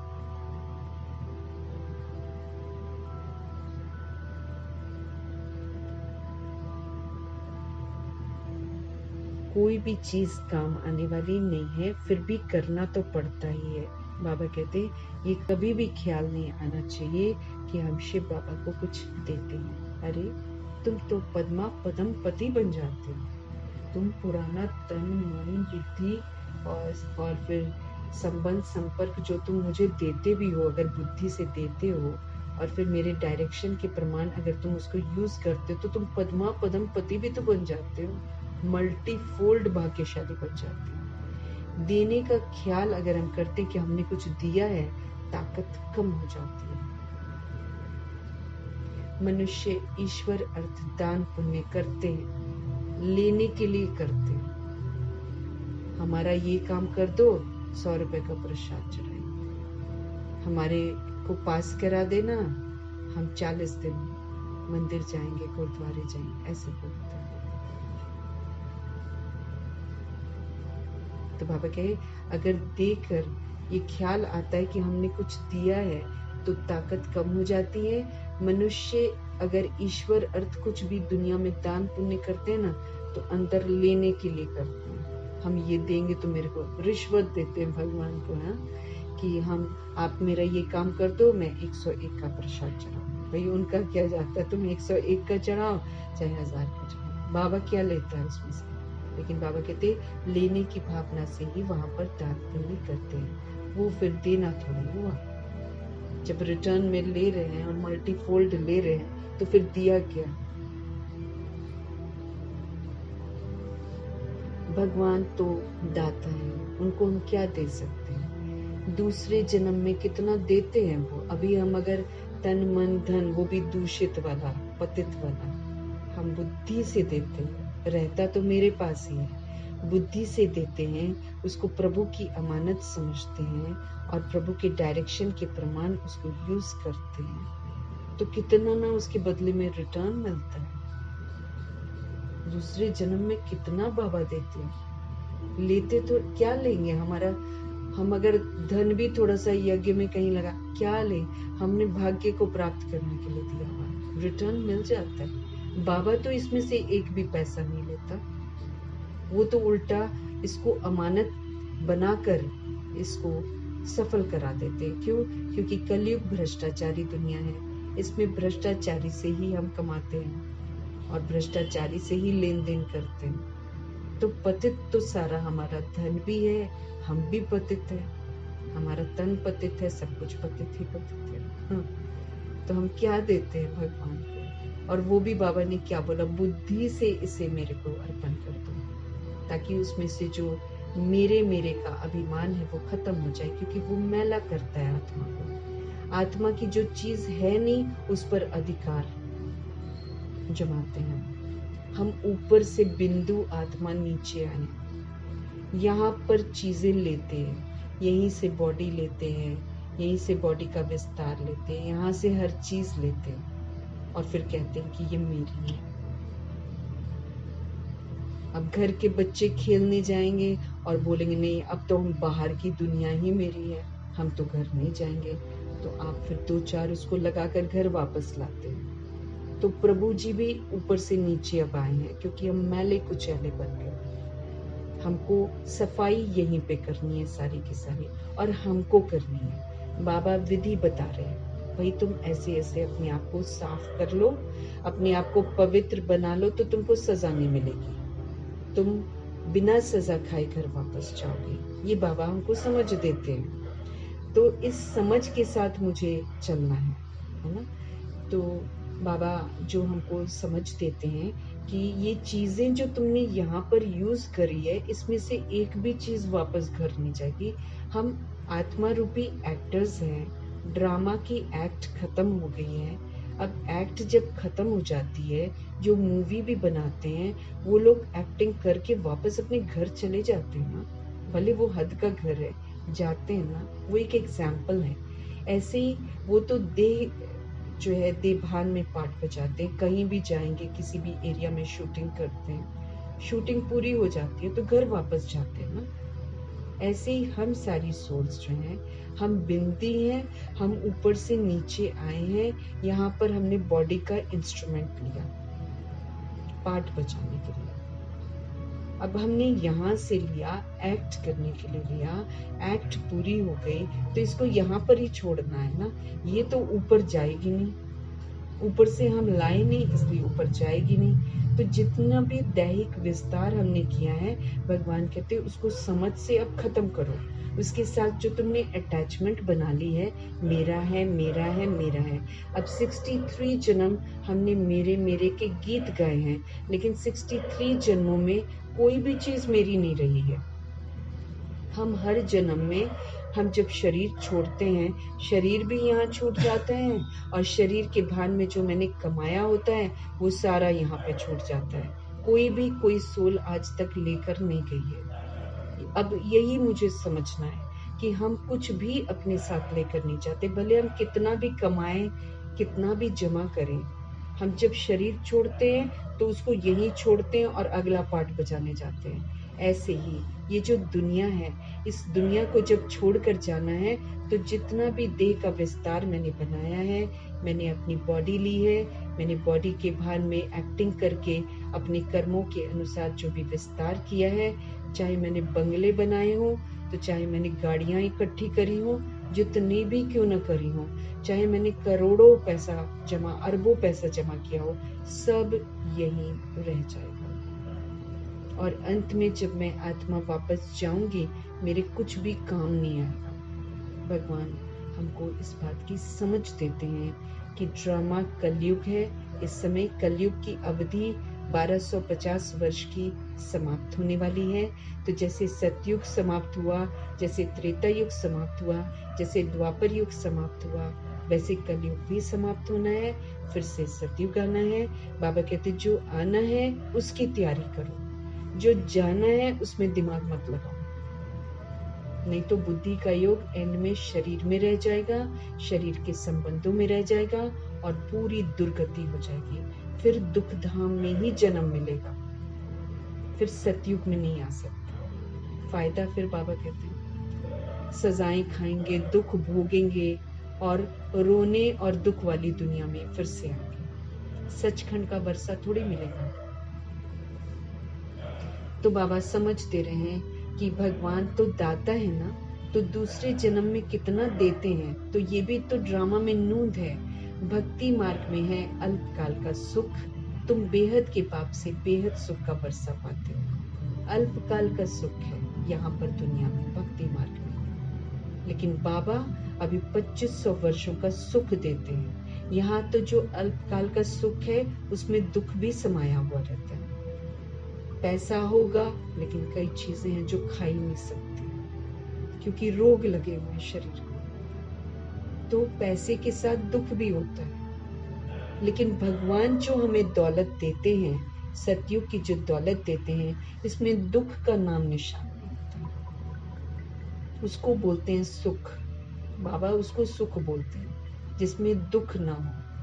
लेकिन दुनिया वाले जो सुख समझते हैं वो पैसे को सुख समझते हैं, और फिर जो दुनियावी खुशियां हैं उसको सुख समझते हैं। लेकिन बाबा कहते उसमें दुख भी साथ में होता है, तो उसको सुख नहीं कह सकते। तो बाबा से बेहद सुख का वर्षा मिलता है। बाबा कहते उसकी तैयारी करो।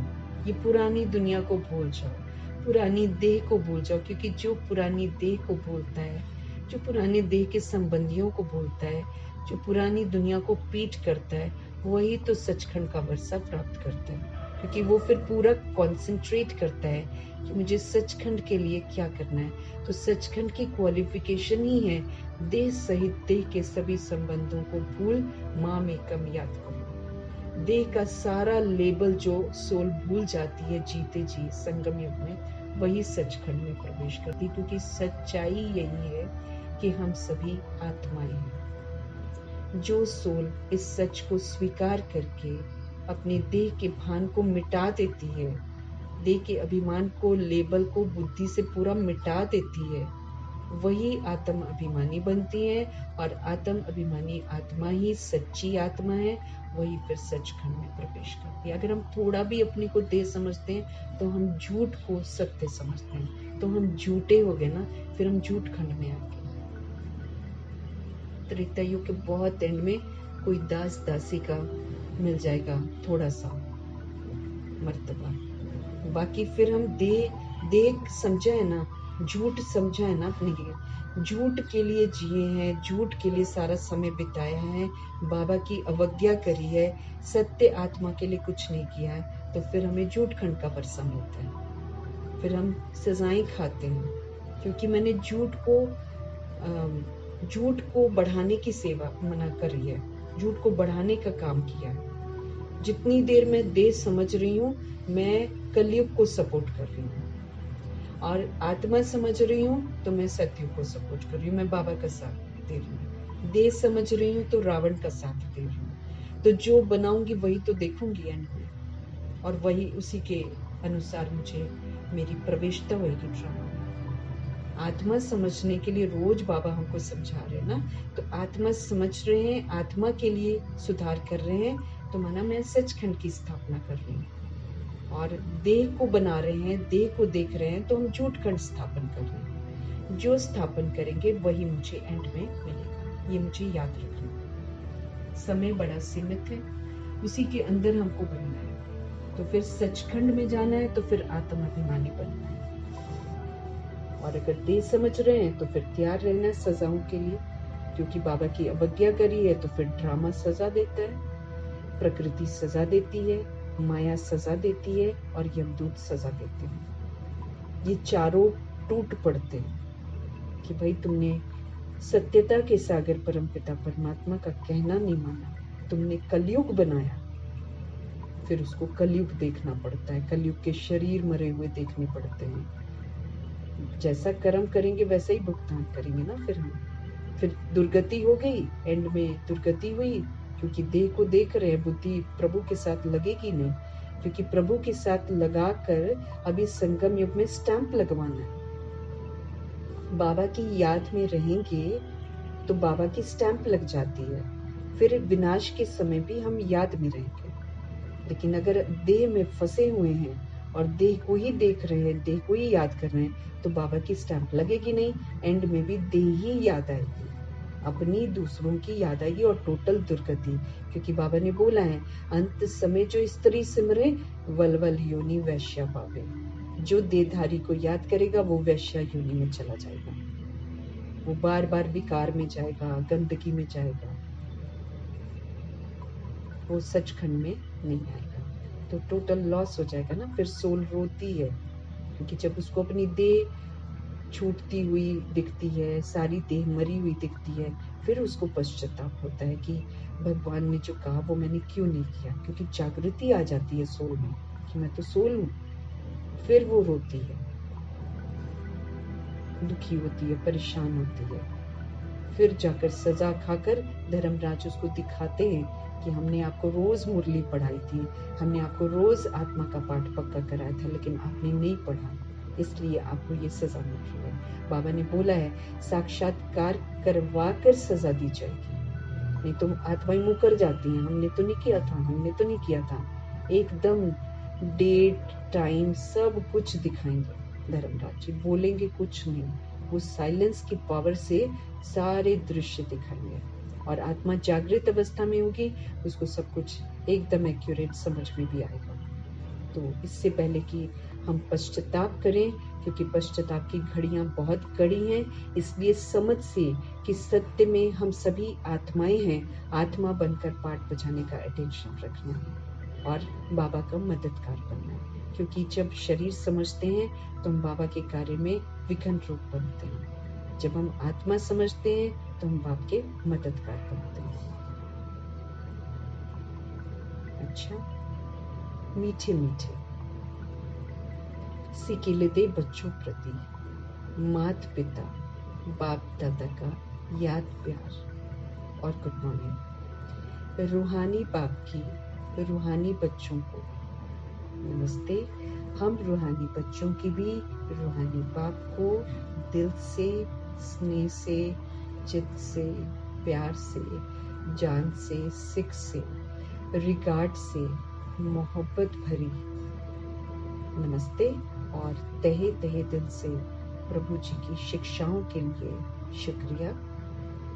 यही संकल्प, यही दुआएं प्रभु जी के आगे करेंगे कि प्रभु जी जो आप समझाते हो उसको हम अमल में जरूर लाएं, क्योंकि अगर हम अमल में नहीं लाएंगे तो बहुत कड़ी सजाओं के पात्र बन जाएंगे। धारणा के लिए मुख्य सार, जब तक जीना है, बॉडी में है, जब तक प्रभु जी साथ है, ज्ञान का अमृत पीना ही पीना है। प्रभु जी की शिक्षाएं जो हम आत्माओं को मिल रही हैं, इनको धारण करना है, क्योंकि धारण नहीं करेंगे तो ये बहुत बड़ा बोझ बन जाएगी हमारे सिर पर, ये एक सिर दर्द बन जाएगा हमारे लिए, अंत में आत्मा को खाएगा ही। आत्मा खुद ही बोलती रहेगी मैंने ये नहीं किया, मैंने ये नहीं किया, वो फिर बड़ा पश्चाताप करेगी। ऑलमाइटी अथॉरिटी परमपिता परमात्मा की शिक्षाएं हैं, कायदे से उनका कहना और हमारा करना होना चाहिए। फिर भी बाबा की अवज्ञा हम कर बैठते हैं, संस्कारों के वशीभूत होकर, चाहे किसी के वशीभूत होकर, लेकिन कहलाता तो डिसोबीडियंस है, अवज्ञाकारी, उसकी लिस्ट में हम आ जाते हैं। भले हम संस्कारों के वश हो जाते हैं, लेकिन कहलाएंगे तो डिसोबीडियंट ना। तो फिर इसी समय सपूत और कपूत, सगे और लगे, राइट हैंड और लेफ्ट हैंड, सौतेले और मातेले की जो है वो, इन दोनों टाइप के जो सोल्स हैं इनका चयन हो रहा है। हम जैसे जैसे कर रहे हैं वैसे वैसे सूक्ष्म वतन के रजिस्टर में हमारा जो नाम है वो आता जा रहा है। अगर तो हम शिक्षाओं को धारण करते हैं तो हम सपूत हैं, और अगर हम शिक्षाओं को धारण नहीं करते हैं तो हम कपूत हैं। तो हमें ये ध्यान रखना है कि ये ऑलमाइटी अथॉरिटी की शिक्षाएं हैं, वो सुप्रीम अथॉरिटी हैं, उनके फरमान बिल्कुल फाइनल फरमान हैं और आत्मा के लिए बिल्कुल कल्याणकारी हैं। उनकी अवज्ञा करने की जुर्रत हमारे में होनी नहीं चाहिए, फिर भी हम कर बैठते हैं क्योंकि हम संस्कारों के बहुत वशीभूत हो जाते हैं, बाबा की शिक्षाओं से विस्मृत हो जाते हैं, याद नहीं रखते हैं हमेशा की हर घड़ी अंतिम घड़ी है, याद नहीं रखते हैं कि विनाश होने वाला है, याद नहीं रखते हैं कि हमें सजाएं मिलने वाली हैं, याद नहीं रखते हैं कि सामने धर्मराज खड़े हैं। इस वजह से हम फिर देह के भान में आकर, देह के अभिमान में आकर गलतियां कर ही बैठते हैं। तो लेकिन हम कड़ी सजाओं के पात्र बन जाते हैं, फिर हम कपूत की लिस्ट में आ जाएंगे, हम फिर लगे की लिस्ट में आ जाएंगे, लेफ्ट हैंड की लिस्ट में आ जाएंगे, सौतेले की लिस्ट में आ जाएंगे। जैसे बाबा ने अभी बताया कि अगर मैं बता दूं तो लोग तुमसे नफरत करेंगे, पूरा दैवी परिवार तुमको देखेगा ही नहीं, रिजेक्ट कर देगा। ऐसी वाली सजाएं हमको एंड में मिलेंगी। पूरी ट्रिब्यूनल जो बैठी होगी अष्टरत्नों की, उनकी दृष्टि हमको रिजेक्ट करेगी, उससे बहुत अकेलापन हम अनुभव करेंगे।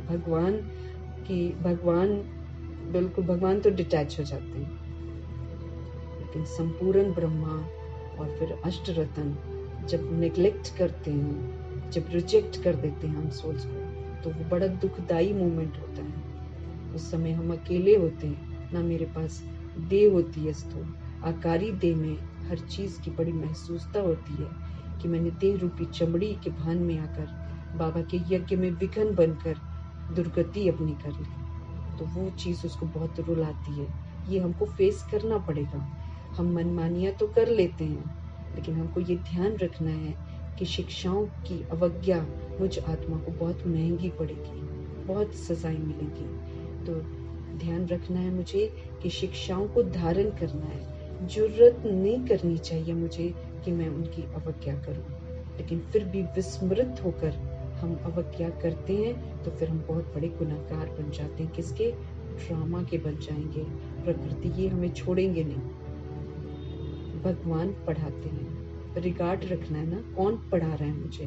भगवान पढ़ा रहे हैं। इसलिए एक दिन भी भगवान की मुरली को मिस नहीं करना है। कायदे से पढ़ना है, जागृत अवस्था में पढ़ना है, आत्मा बनकर पढ़ना है, क्योंकि आत्मा को सुधारना है।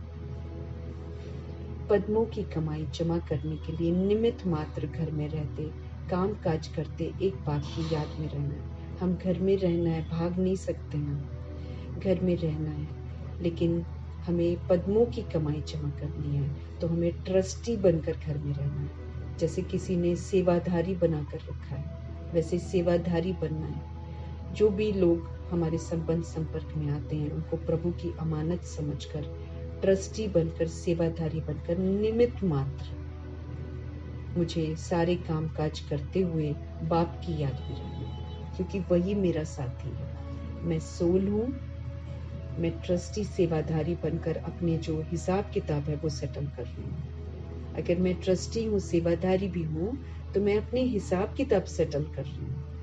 मेरे को हमेशा याद रखना है, हिसाब किताब सेटल करने के लिए सतोगुणी और सतयुगी व्यवहार करना है। उससे मेरे सेटलमेंट होएगा सभी के साथ, उससे मैं सारे आत्माओं के साथ जो मेरे बंधन बने हुए हैं वो खुलते जाएंगे। क्योंकि जब हम सोल्स के लिए अच्छा सोचेंगे, वो सोल्स हमको छोड़ देंगे, वो भी अच्छा सोचेंगे, और जब अच्छाई का लेन देन होगा, बंधन खत्म। भगवान सहज विधि बताते हैं। हाँ, इसमें देह अभिमान को तोड़ना पड़ता है, क्योंकि देह अभिमान टूटता नहीं है, वो वर्तमान में उस सोल का व्यवहार देख लेता है, उस चक्कर में फंस जाता है। जबकि बाबा ने बोला है उसको देखो ही मत। इस वक्त सभी उल्टे कर्म कर रहे हैं, आप ओरिजिनल को देखो और दुआएं दो। सतुगुनी व्यवहार उस ओरिजिनल को देखकर करो, उसका वर्तमान व्यवहार को देखकर मत करो, क्योंकि वो तो फिर हम उसके जैसे, क्योंकि वर्तमान जो व्यवहार है वो गंदा है, गंदे को देखेंगे तो हम गंदे बन जाएंगे। क्योंकि फिर हम गंदा रिएक्ट करते हैं। ऊपर जो सतोगुणी आत्मा भृकुटी में विराजमान है, उसको देखेंगे तो हम सतोगुणी बनकर रहेंगे।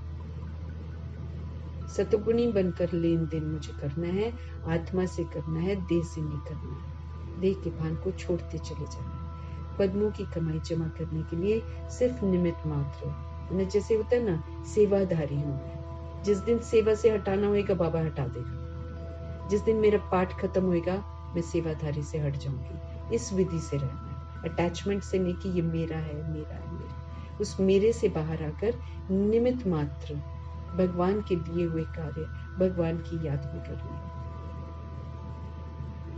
कितना ना हमको डिटैच होना है, इससे फिर मेरी कमाई जमा होगी। नहीं तो कमाई भी जमा नहीं हो रही। ये समय है कमाने का।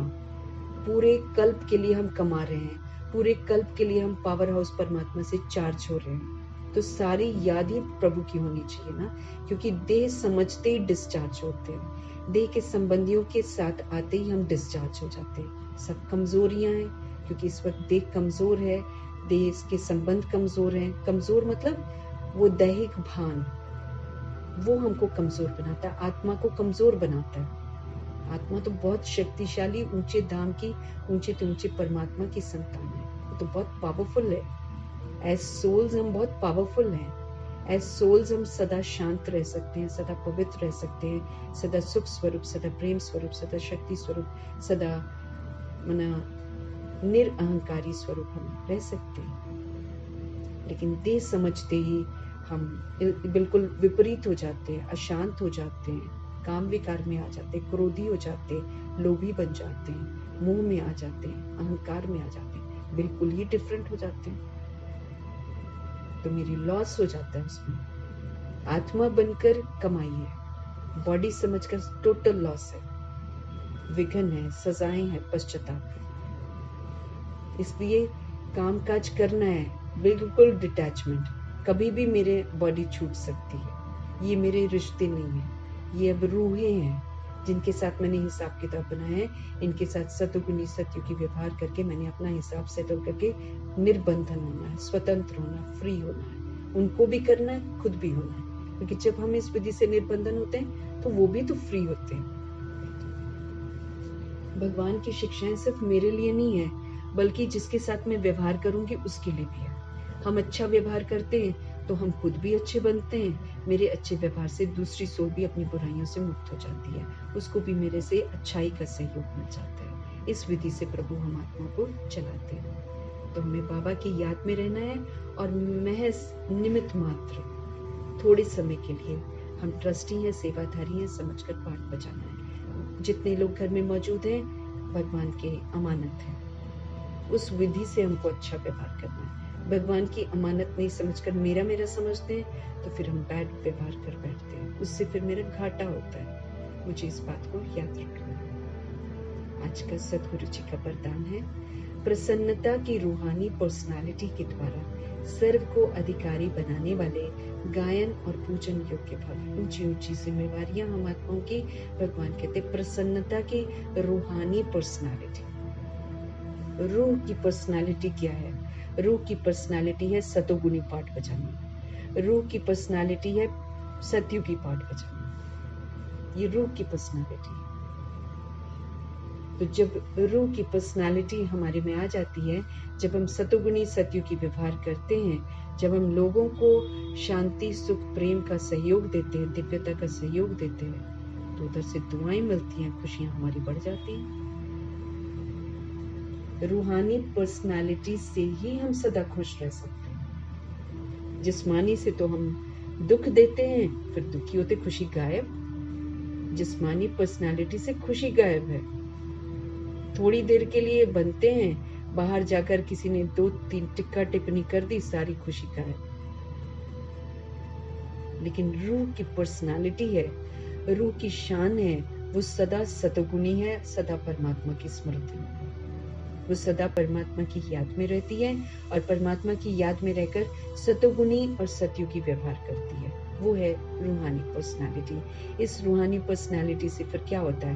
प्रसन्नता का अनुभव करते हैं। तो प्रसन्नता की रूहानी पर्सनालिटी के द्वारा सभी को अधिकारी बनाने वाले गायन और पूजन योग्य भव, क्योंकि जब हम पवित्र बनते हैं ना, तो हम दूसरी सोल्स को भी दूसरी सोल्स भी अधिकार प्राप्त करने का पुरुषार्थ करती हैं, वो भी बाबा की बनती हैं। फिर जब हम रूहानी पर्सनालिटी की प्रसन्नता में रहते हैं, तो सोल्स फिर हमको देखती हैं, खुश होंगी, वो भी प्रभु की बनती हैं। फिर तो सर्व को अधिकारी बनाने वाले, फिर बाबा कहते हैं जो दूसरी सोल्स को भी अधिकार प्राप्त करवाता है, वही तो उसका ही तो गायन होता है, उसका ही तो फिर पूजन होता है, उसकी पूजा होती है। गायन और पूजन योग्य बन जाते हैं जब दूसरों को भी अधिकारी बना देते हैं।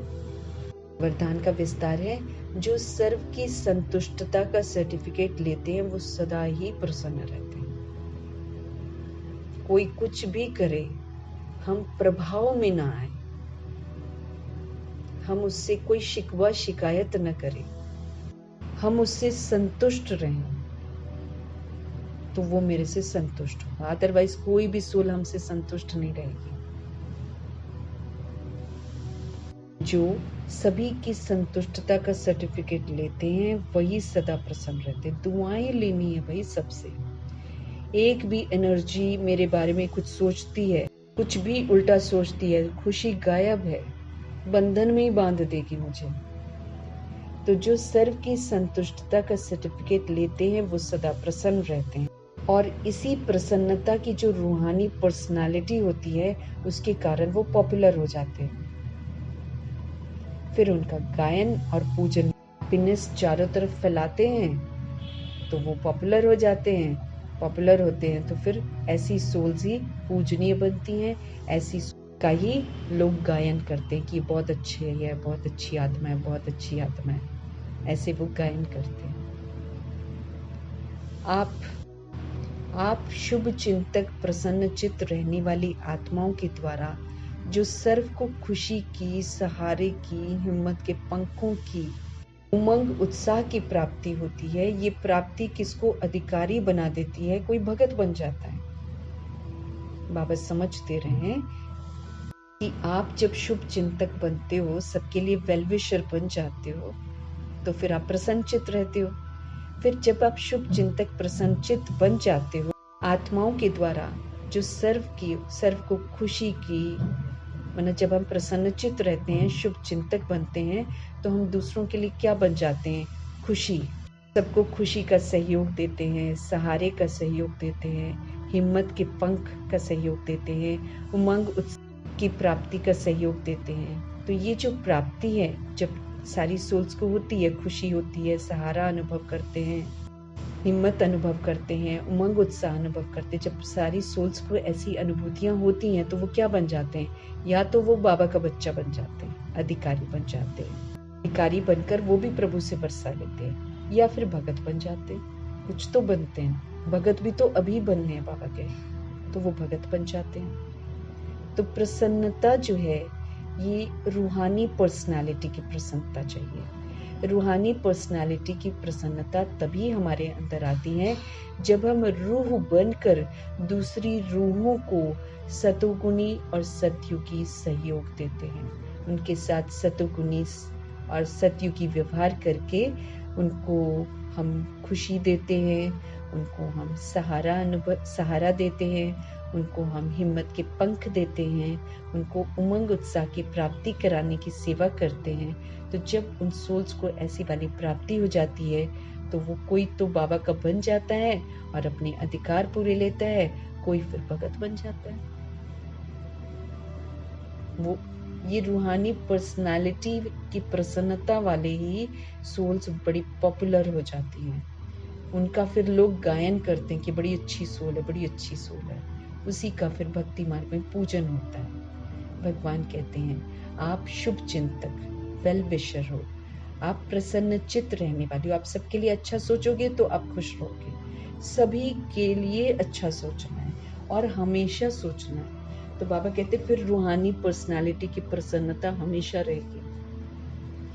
शुभ चिंतक प्रसन्न चित्त रहने वाली जो सोल्स हैं, उनसे सभी को खुशी मिलती है, उनसे सभी को सहारा अनुभव होता है, उनसे सभी को हिम्मत के पंख मिलते हैं, उनसे सभी को उमंग उत्साह की प्राप्ति होती है। अब जब ये सारी प्राप्तियां होती हैं तो या तो वो प्रभु के बन जाते हैं और पूरा अधिकार लेते हैं, या फिर भगत बन जाते हैं। तो भक्ति मार्ग में पूजा करते हैं, रूहानी पर्सनालिटी की प्रसन्नता, रूह बनकर रूहों को सुख देना, देह का भान खत्म।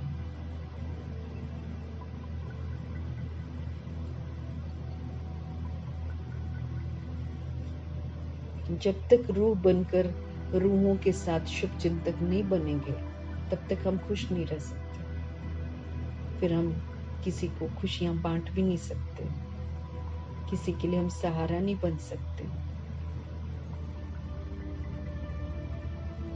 उमंग उत्साह अनुभव नहीं करवा पाएंगे। फिर वो अधिकारी भी नहीं बनेंगे, वो हमारी बात ही नहीं सुनेंगे।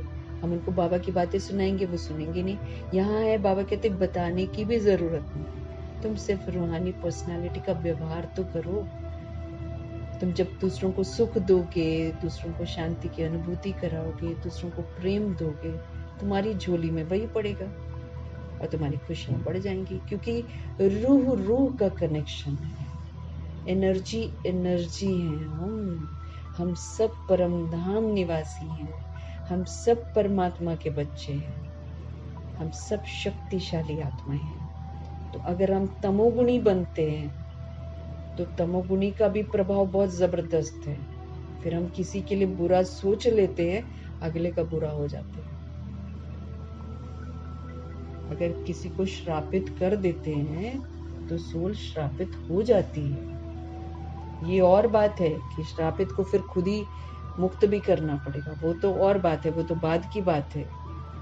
लेकिन एनर्जी है हम लोग, इसीलिए भगवान बोलते हैं अब तुमने सारे पाठ को उलझा तो लिया ही है, क्योंकि तुमने तमोगुणी पाठ बजाया है। क्योंकि कलयुग में हम तमोगुणी पाठ बजाते हैं। तमोगुणी पाठ बजाकर हमने एक दूसरे को दुख दे दिए हैं। एक दूसरे को दुख देकर हमने गंदे वाले कर्मा बना लिए हैं। अब हम उलझ गए हैं सबके साथ, और एक साथ फिर हम मिलते हैं, परिवारों में आते हैं। अब कैसे सुलझें? अब हमारे पुराने जो हमने बना रखे हैं ना, वो इमर्ज होते हैं। अब शादियां होती हैं, शुरू में 1-2 महीना अच्छा होते हैं, उसके बाद फिर कईयों की खिटपिट शुरू हो जाती है। क्यों? हिसाब किताब शुरू, पुराना हिसाब किताब इमर्ज होता है। याद नहीं रहता है, लेकिन इमर्ज होता है। एक दूसरे से असंतुष्ट रहते हैं। अब बाबा कहते तुमने ड्रामा में ऐसे दृश्य बना लिए हैं अपने, और तुम क्या बन गए हो? बंधनी आत्मा बन गए हो। तरह तरह के हमने बंधन बना रखे। राह चलते किसी को भी देखकर टिक्का टिप्पणी कर दी है, ये ऐसा है, वैसा है, ये चीज खराब है, ये प्रकृति खराब है, ये जगह खराब है, ये मौसम खराब है, ये चीज खराब है। सब बोल बोल के हम प्रकृति के बंधन में भी बंधे हुए हैं, हम लोगों के बंधन में भी बंधे हुए। अब उस समय तो बोल गए, पता नहीं था, लेकिन बना लिए हमने बंधन, और बन गए हम बंधनी आत्मा। तो बाबा कहते तुमने अपना तमोगुणी पाठ बजाकर अपने आप को रौरव नरकवासी बना लिया है। उल्टे कर्म करके रौरव नरकवासी बन। अब करो सुकर्म, अब करो, अब बनो शुभ चिंतक, अब करो शुभ चिंतन, अब रखो शुभ भावना, अब रखो शुभ कामना, अब शुभ स्मृतियों में रहो, जो बाबा स्मृतियां दिलाते हैं। इन शुभ स्मृतियों में रहकर दूसरी सोल्स को भी शुभ स्मृति दिलाओ कि भाई आप भी आत्मा हो, आप भी परमात्मा के बच्चे हो, आप भी परम धाम के रहने वाले हो, आप भी सतोगुणी आत्मा। वर्तमान में भले वो खून कर रहा हो तो भी उसको याद दिलाना, भाई तुम सतोगुणी आत्मा हो। क्योंकि हम भी गंदे कर्म कर रहे हैं, लेकिन बाबा मेरे को रोज अच्छे अच्छे स्वमान दे रहे हैं। आज स्वमान क्या दे रहे हैं? गायन और पूजन योग्य भव। तो मैं आत्मा गायन और पूजन योग्य आत्मा हूँ। ये स्वमान है जो प्रभु देते हैं। तो इतने तो ऊंचे ऊंचे स्वमान दे रहे हैं, तो फिर मेरे कर्म भी तो वैसे ही होने चाहिए ना। इसी विधि से बाबा कहते अब ये जो बाबा ने हम लोग को दे दिया, हम तो मुरली पढ़ रहे हैं, बाबा ने हमको ये दे दिया, प्रसन्नता की रूहानी पर्सनालिटी द्वारा सभी को अधिकारी बनाने वाले गायन और पूजन योग्य भव। ये वरदान हमको दे दिया ना, तो जो स्वमान और वरदान प्रभु हमें देते हैं, यही हमें दूसरी सोल्स को भी देना है। उसमें बाबा कहते कोई अधिकारी बन जाएगा, कोई भगत बन जाएगा, लेकिन रूहानी पर्सनालिटी को यूज करना है। रूहानी पर्सनालिटी है कि फिर रूह परमात्मा का बच्चा हूं समझकर पाठ बजाएंगे, ये है रूहानी पर्सनालिटी। फिर रूहानी सुप्रीम रूह का बच्चा रूह फिर नीची हरकतें नहीं कर सकता है, शान नहीं है, फिर किसी के फिर हम अवगुण देख नहीं सकते, किसी के साथ हम काम क्रोध लोभ मोह अहंकार का व्यवहार नहीं कर सकते। सुप्रीम रूह के बच्चे हैं हम, परम धाम के रहने वाले बच्चे हैं। हम नीची हरकतें नहीं कर सकते हैं, सुकर्म कर सकते हैं, शुभ कार्य कर सकते हैं। इसका सबूत देना है मुझे, बहुत बार यूज कर करके इसका सबूत देना है।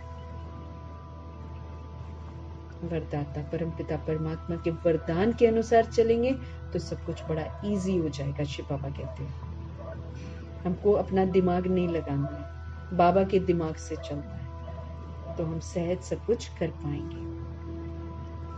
आज का स्लोगन है, बाप से वरदान प्राप्त करने का सहज साधन है दिल का स्नेह। अब ये भी हमको चेक करना है कि मेरे दिल का स्नेह प्रभु के साथ है कि दिल कहीं कहीं अटका पड़ा है।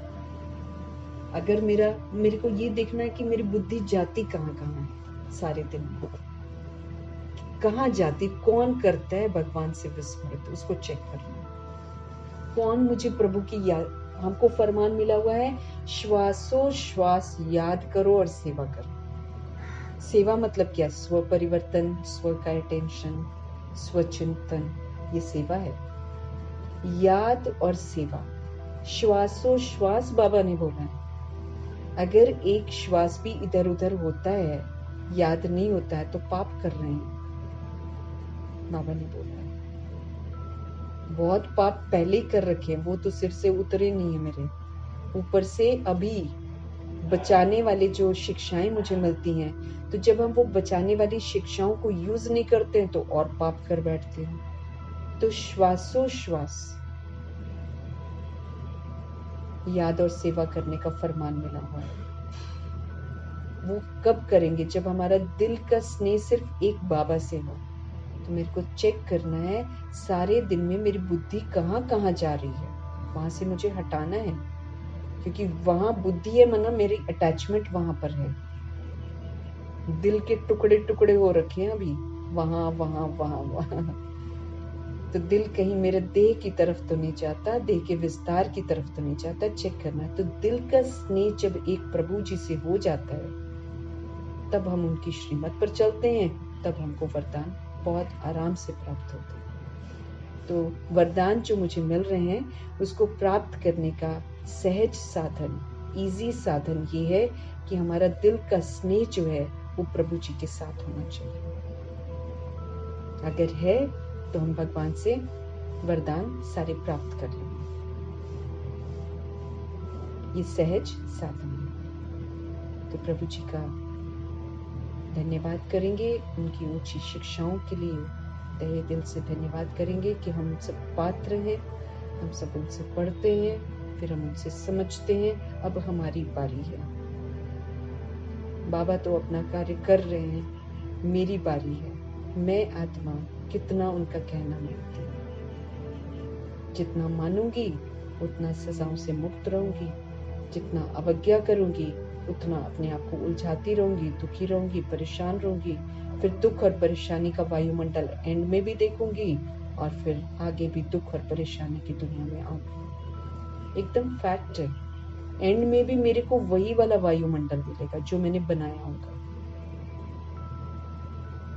इसलिए बड़ी सावधानी से प्रभु जी को साथ रखकर, कंपेनियन बनाकर, उनकी कंपनी में रहकर उनकी शिक्षाओं को मुझे अमल में लाने का अटेंशन रखना है। इन्हीं दुआओं के साथ मीठे परमात्मा का शुक्रिया, ब्रह्मा माँ का शुक्रिया, जगदम्बा माँ का शुक्रिया, एडवांस पार्टी की सारी सोल्स का शुक्रिया, और अष्टरत्नों का शुक्रिया, नवग्रहों का शुक्रिया, 5 तत्वों का शुक्रिया, ड्रामा का शुक्रिया, प्रकृति का शुक्रिया, माया का शुक्रिया, यमदूत का शुक्रिया, करोड़ों की आबादी का शुक्रिया, साधनों का शुक्रिया, साधन बनाने वालों का शुक्रिया, और जो अविनाशी खजाने हमको मिलते हैं उसका शुक्रिया, अनमोल संगम युग का शुक्रिया, शरीर रूपी इंस्ट्रूमेंट का शुक्रिया, जो साथ में रहने वाली सोल्स हैं उनका शुक्रिया, जो सहयोगी आत्माएं बनती हैं उन सारी सोल्स का शुक्रिया, पूरे यूनिवर्स का शुक्रिया, ये जो ड्रामा की इतनी सारी मेहमान नवाजी हम ले रहे हैं उसकी एक एक चीज का शुक्रिया करते हुए और आप सभी सोल्स का भी धन्यवाद करते हुए, ओम शांति।